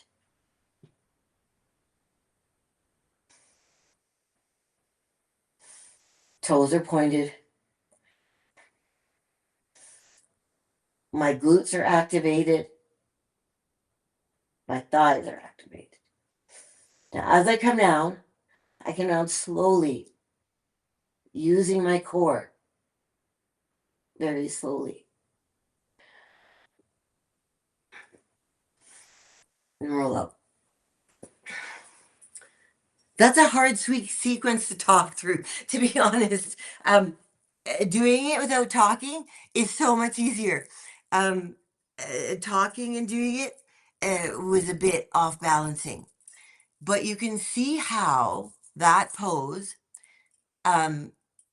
without talking, is moving from a place of you are literally flipping over. Those toes are pushing. You're feeling it in that lower back. And then when you're bringing your feet up, instead of coming back, you're shooting them straight up to the sky. And that's a really big power move. And thighs are engaged, glutes are engaged, and your core has to hold you. But again, do what you can.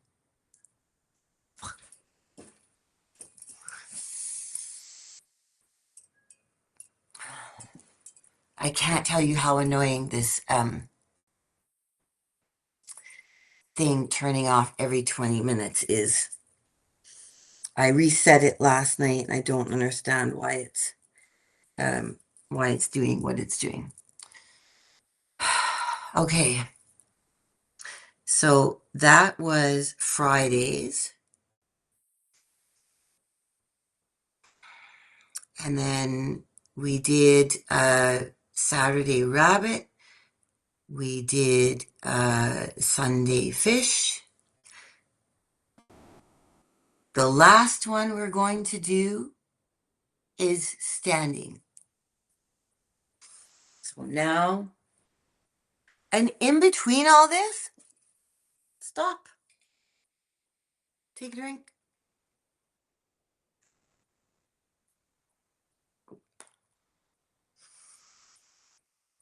And make sure that you can see what I'm doing. We're going to go into mountain. And we're going to end with Lord of the Dance. That was the world card. When you are able to actually hit Lord of the Dance and hold it,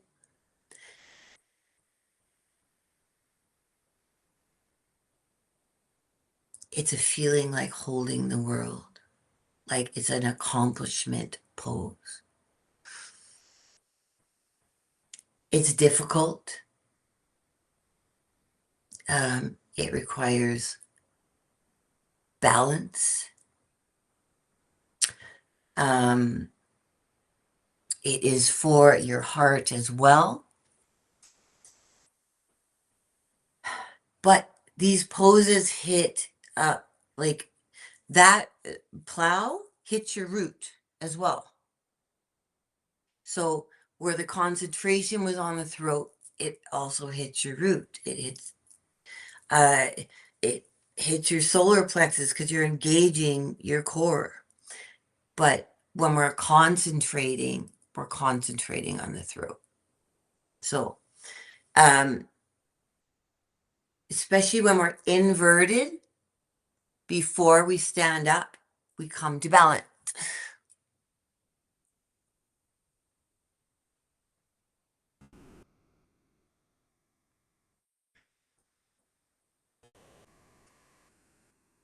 But yes, and please, like I said, you do what you can and don't do what you can't. Do never feel less than if you skip a pose. If simply for throat, instead of plow and into shoulder, if you lay down, put your head up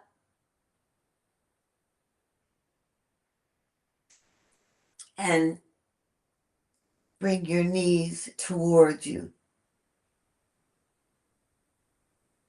It's going to engage here. You're tucking your chin, so you're engaging the throat.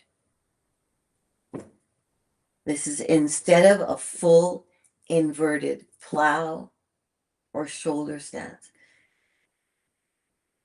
You work your way up to these things, right? Like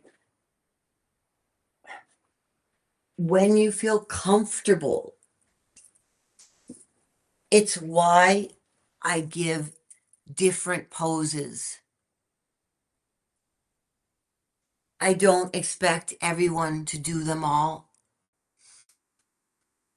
You do where your body can go, and you don't go into pain. Stretch is fine. Strength is fine. Sharp pain, or like I said, like when I was just stretching my low back because of my ileostomy bag, it digs into my ribs. It's hard for me to pull my leg. I have to kind of pull it around it. We modify.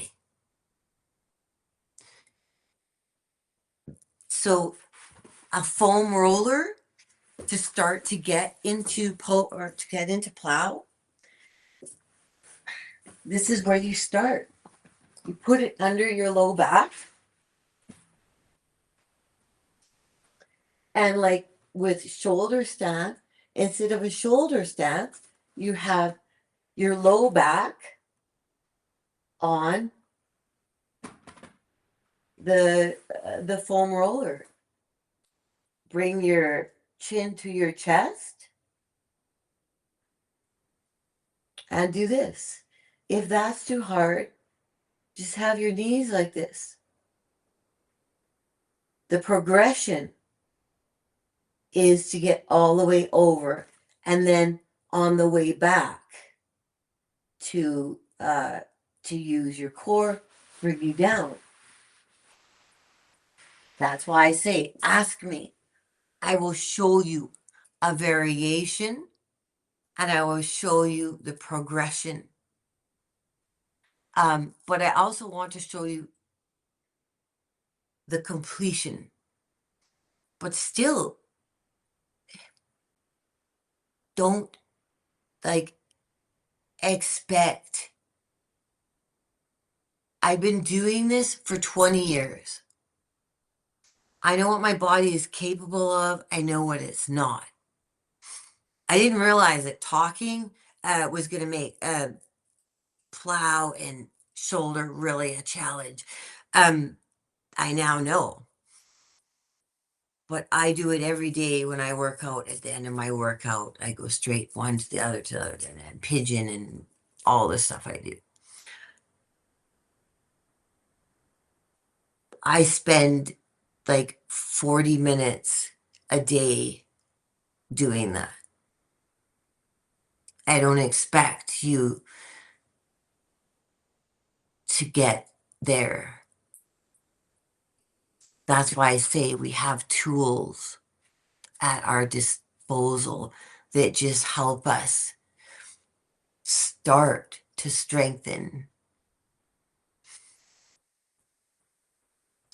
When I was personal training, you know, I can't sit here and evaluate your body. You're not in front of me. I can't take you through all of I have a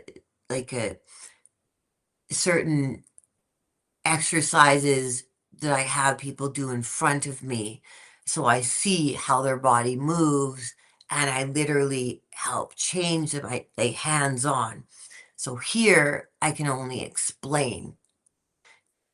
Do your best. Don't push past your limit.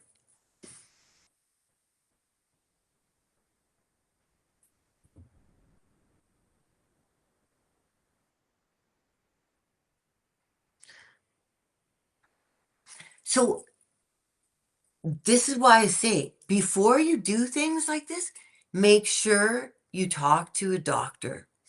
Make sure it's okay for your body. I'm putting yoga poses together, but I'm giving you variations. And I have complexities that don't allow me to do certain things or make me work around it. So if something compresses something, pain, don't do it. Skip it. If ever I'm doing something that you absolutely can't do, this is what I want you to do. You can either do child resting pose or forward hero. Forward hero is where your legs are apart, your arms are forward, forehead is on the ground, and you keep your arms straight and you rest in that position. Or child resting pose, just this, like this. It looks similar to rabbit. The rabbit is on the top of your head. This is on your forehead. If I'm doing a sequence that is dangerous for you to do, don't do it. Ask me. I'll give you a variation. I'll give you a completely different pose. Like message me and I will give you a completely different pose. Okay? Please do not do anything dangerous. I've been doing this a long time. I know what my body can do. I know what it can't. Okay? So, to get to standing and never feel bad or insecure or less than because you can't do something. There's a ton of stuff I can't do. But that doesn't make me any less. It makes me adapt and do something different. So please don't ever feel I'm not forcing you to do something that you cannot do. If you can do it, great. It's a wonderful feeling, but if medically it's not safe, don't do it. Just sit in a pose while I go through that sequence and then come back to the ones that you can. Never do anything that's dangerous for you. My goal is not to hurt anybody. My goal is, the card is telling the story of the day. The astrology is saying how we connect to the universe. The chakra is telling you where to feel it. And then the yoga is putting it into the body. There's always safe options. Okay. So let's stand. But again, once you've been sitting for a while, when you go up to standing, how I like to do it, also it's a good stretch, is I sometimes I'll shoot into downward dog and then walk back and then up. But for this time, all I'm going to do is I'm on my toes. So I'm on my knees and my toes. And then I'm just going to come up. I'm going to walk my hand. I'm letting my lower back release. I bend my knees. And then I slowly roll up to standing. Okay? We do not do anything dangerous. We do not do anything that's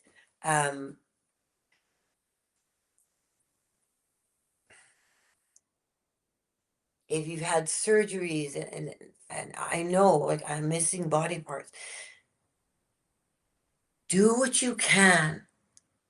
Skip what you can't. Ask me, I'll show you a variation. Okay? Please, I do not want anybody hurt. This is like my biggest thing. So, Lord of the Dance, we're ending with it. This is about balance. You need strength and balance. Now, the best way to find a focal point for balance is where the wall and the floor meet. You look at that spot. Sometimes I can hit this right off the bat. Sometimes I waver. Doing this with a wall is a really good idea. So we're shifting our weight to our left leg. So we always start with our legs hip width apart, core is engaged, shoulders are back and down, and toes are spread out. So you feel like you're gripping the ground. You feel stable. Then you slightly shift your weight to the left leg. And the left leg is activated all the way up the quad, the glute. Then, if you have to, touch the wall to grab your right foot and bring it in. And if this is all you can do, that's great. If this is what you can do, again, that's great. Pull those shoulders back a bit. Hold on to the wall. This is for your heart. If you can, activate that left leg. Let go of the wall. Release. All right, I have to find a focal point. And stretch and hold.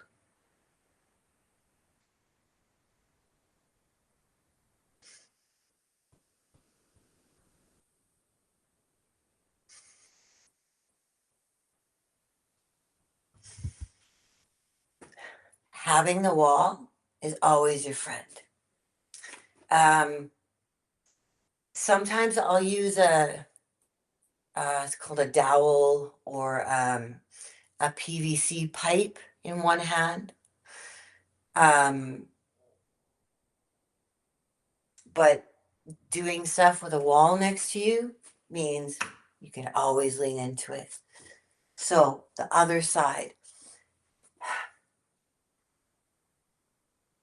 This pose, it just feels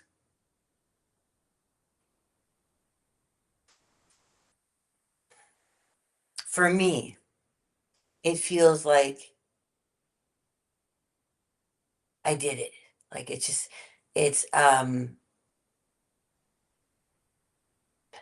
I I can basically almost do the splits with my right leg, and I've worked hard getting there. I'm flexible in many ways.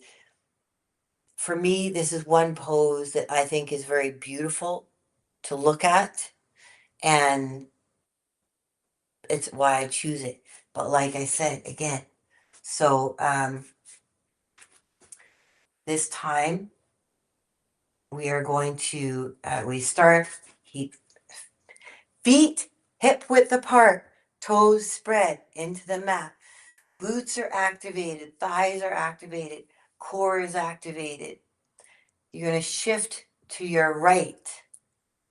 You need to hold on to the wall to grab your left leg.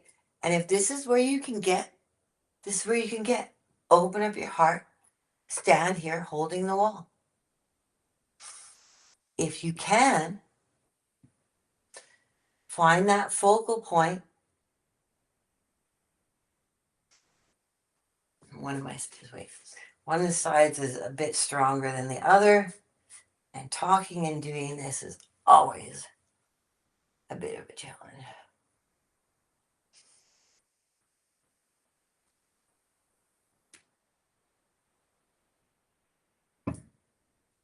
And I'm off today. Whoops, there goes my drum. I'm a bit off, but I still want to hit it. So I've been doing this a long time and I still have issues. So don't expect perfection. We've already done like an hour of stuff. Our bodies are a bit tired. Get to where you can. Always have something to hold on to. Find the balance. Find the balance within your body, within your mind, your focus. Let the heart open.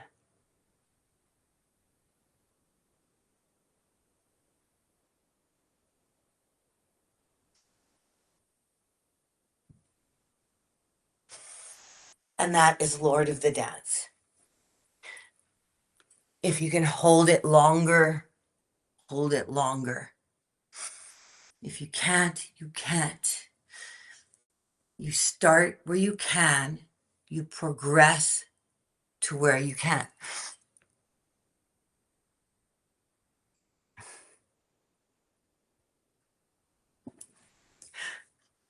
So, and see,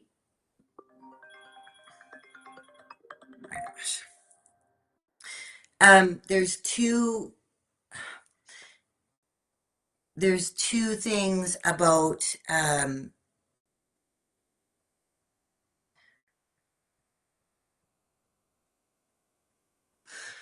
oh,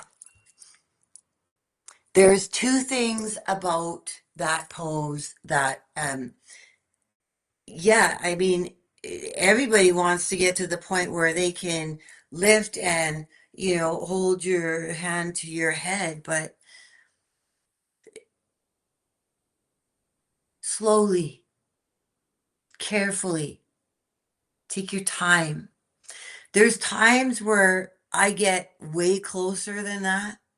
There's days when I'm off, days when I'm on.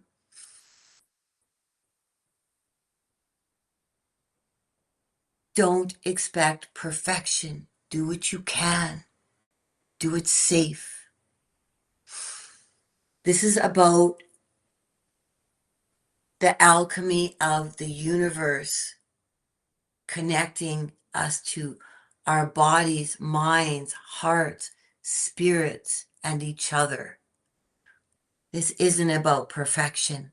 I'm sure there's people doing yoga classes on here. That's not what I'm doing. I'm showing you the alchemy of how everything connects.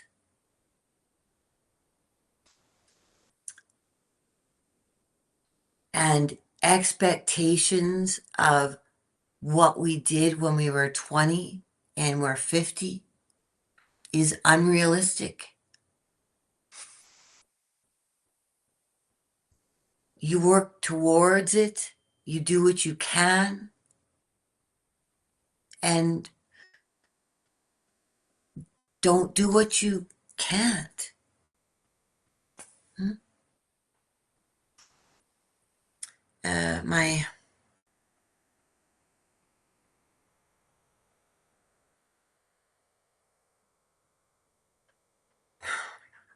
um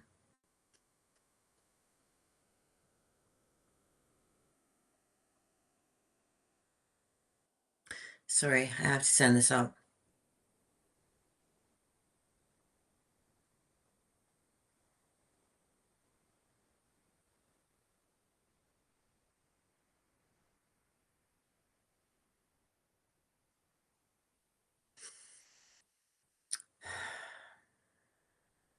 This is what having two kids and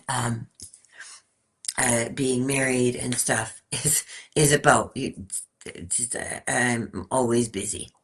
Um, so with that, I'm not going to go through the whole sequence.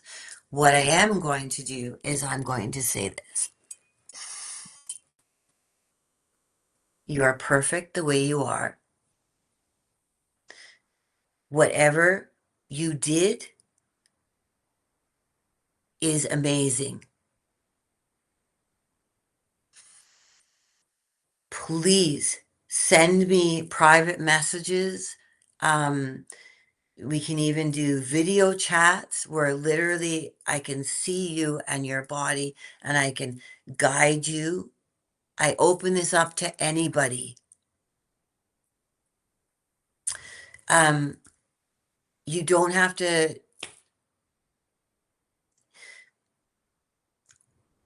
just message me. We can go through this stuff together so I can actually see you and then safely teach you how to do things. With this, all I was thinking of is stuff like this. When you want to stretch,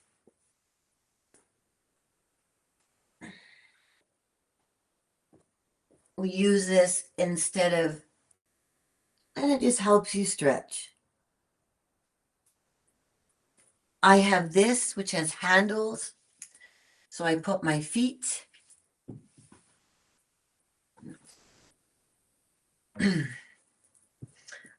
I put my feet in here and then I stretch. And if I'm stretching this way, however I'm stretching, you can do it with this or this. I've kept you all for a long time today, and I thank you for staying.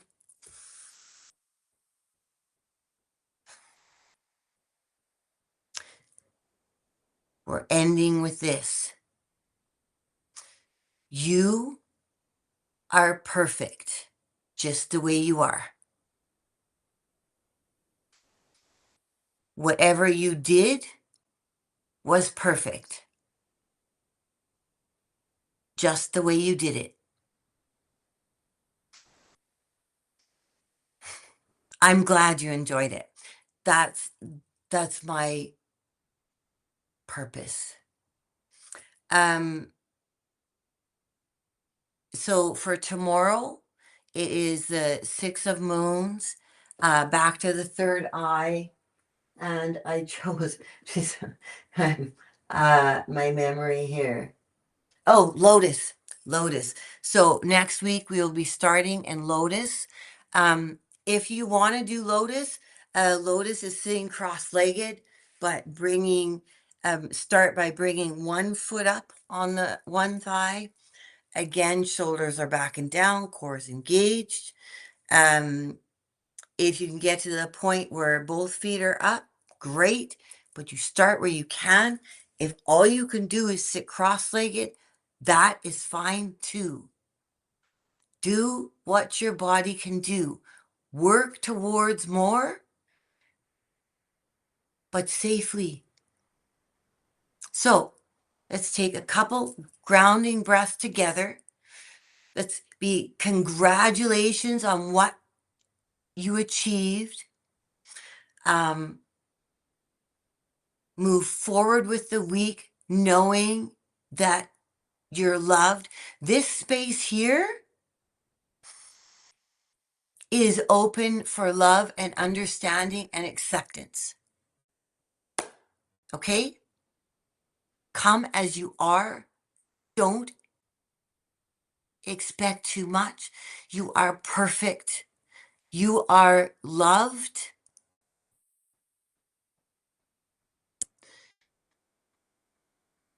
And you are perfect the way you are. So I want you to breathe in, just thinking that I am enough.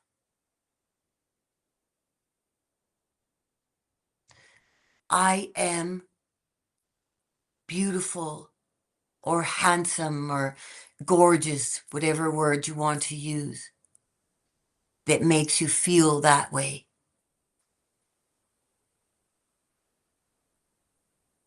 I have a good heart.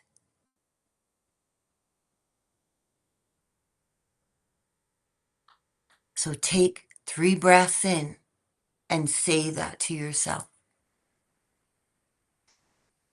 Because you all are amazing and thank you for staying with me. I don't have time to do a poetry reading today. Please like, subscribe, restack, share. That's how you can help me. And message me privately, and I will give you variations, safe pose,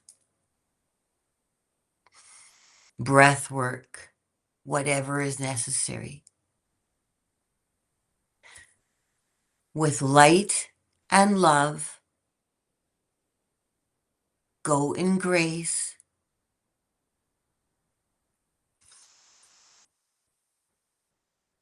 The altar awaits, and so do I.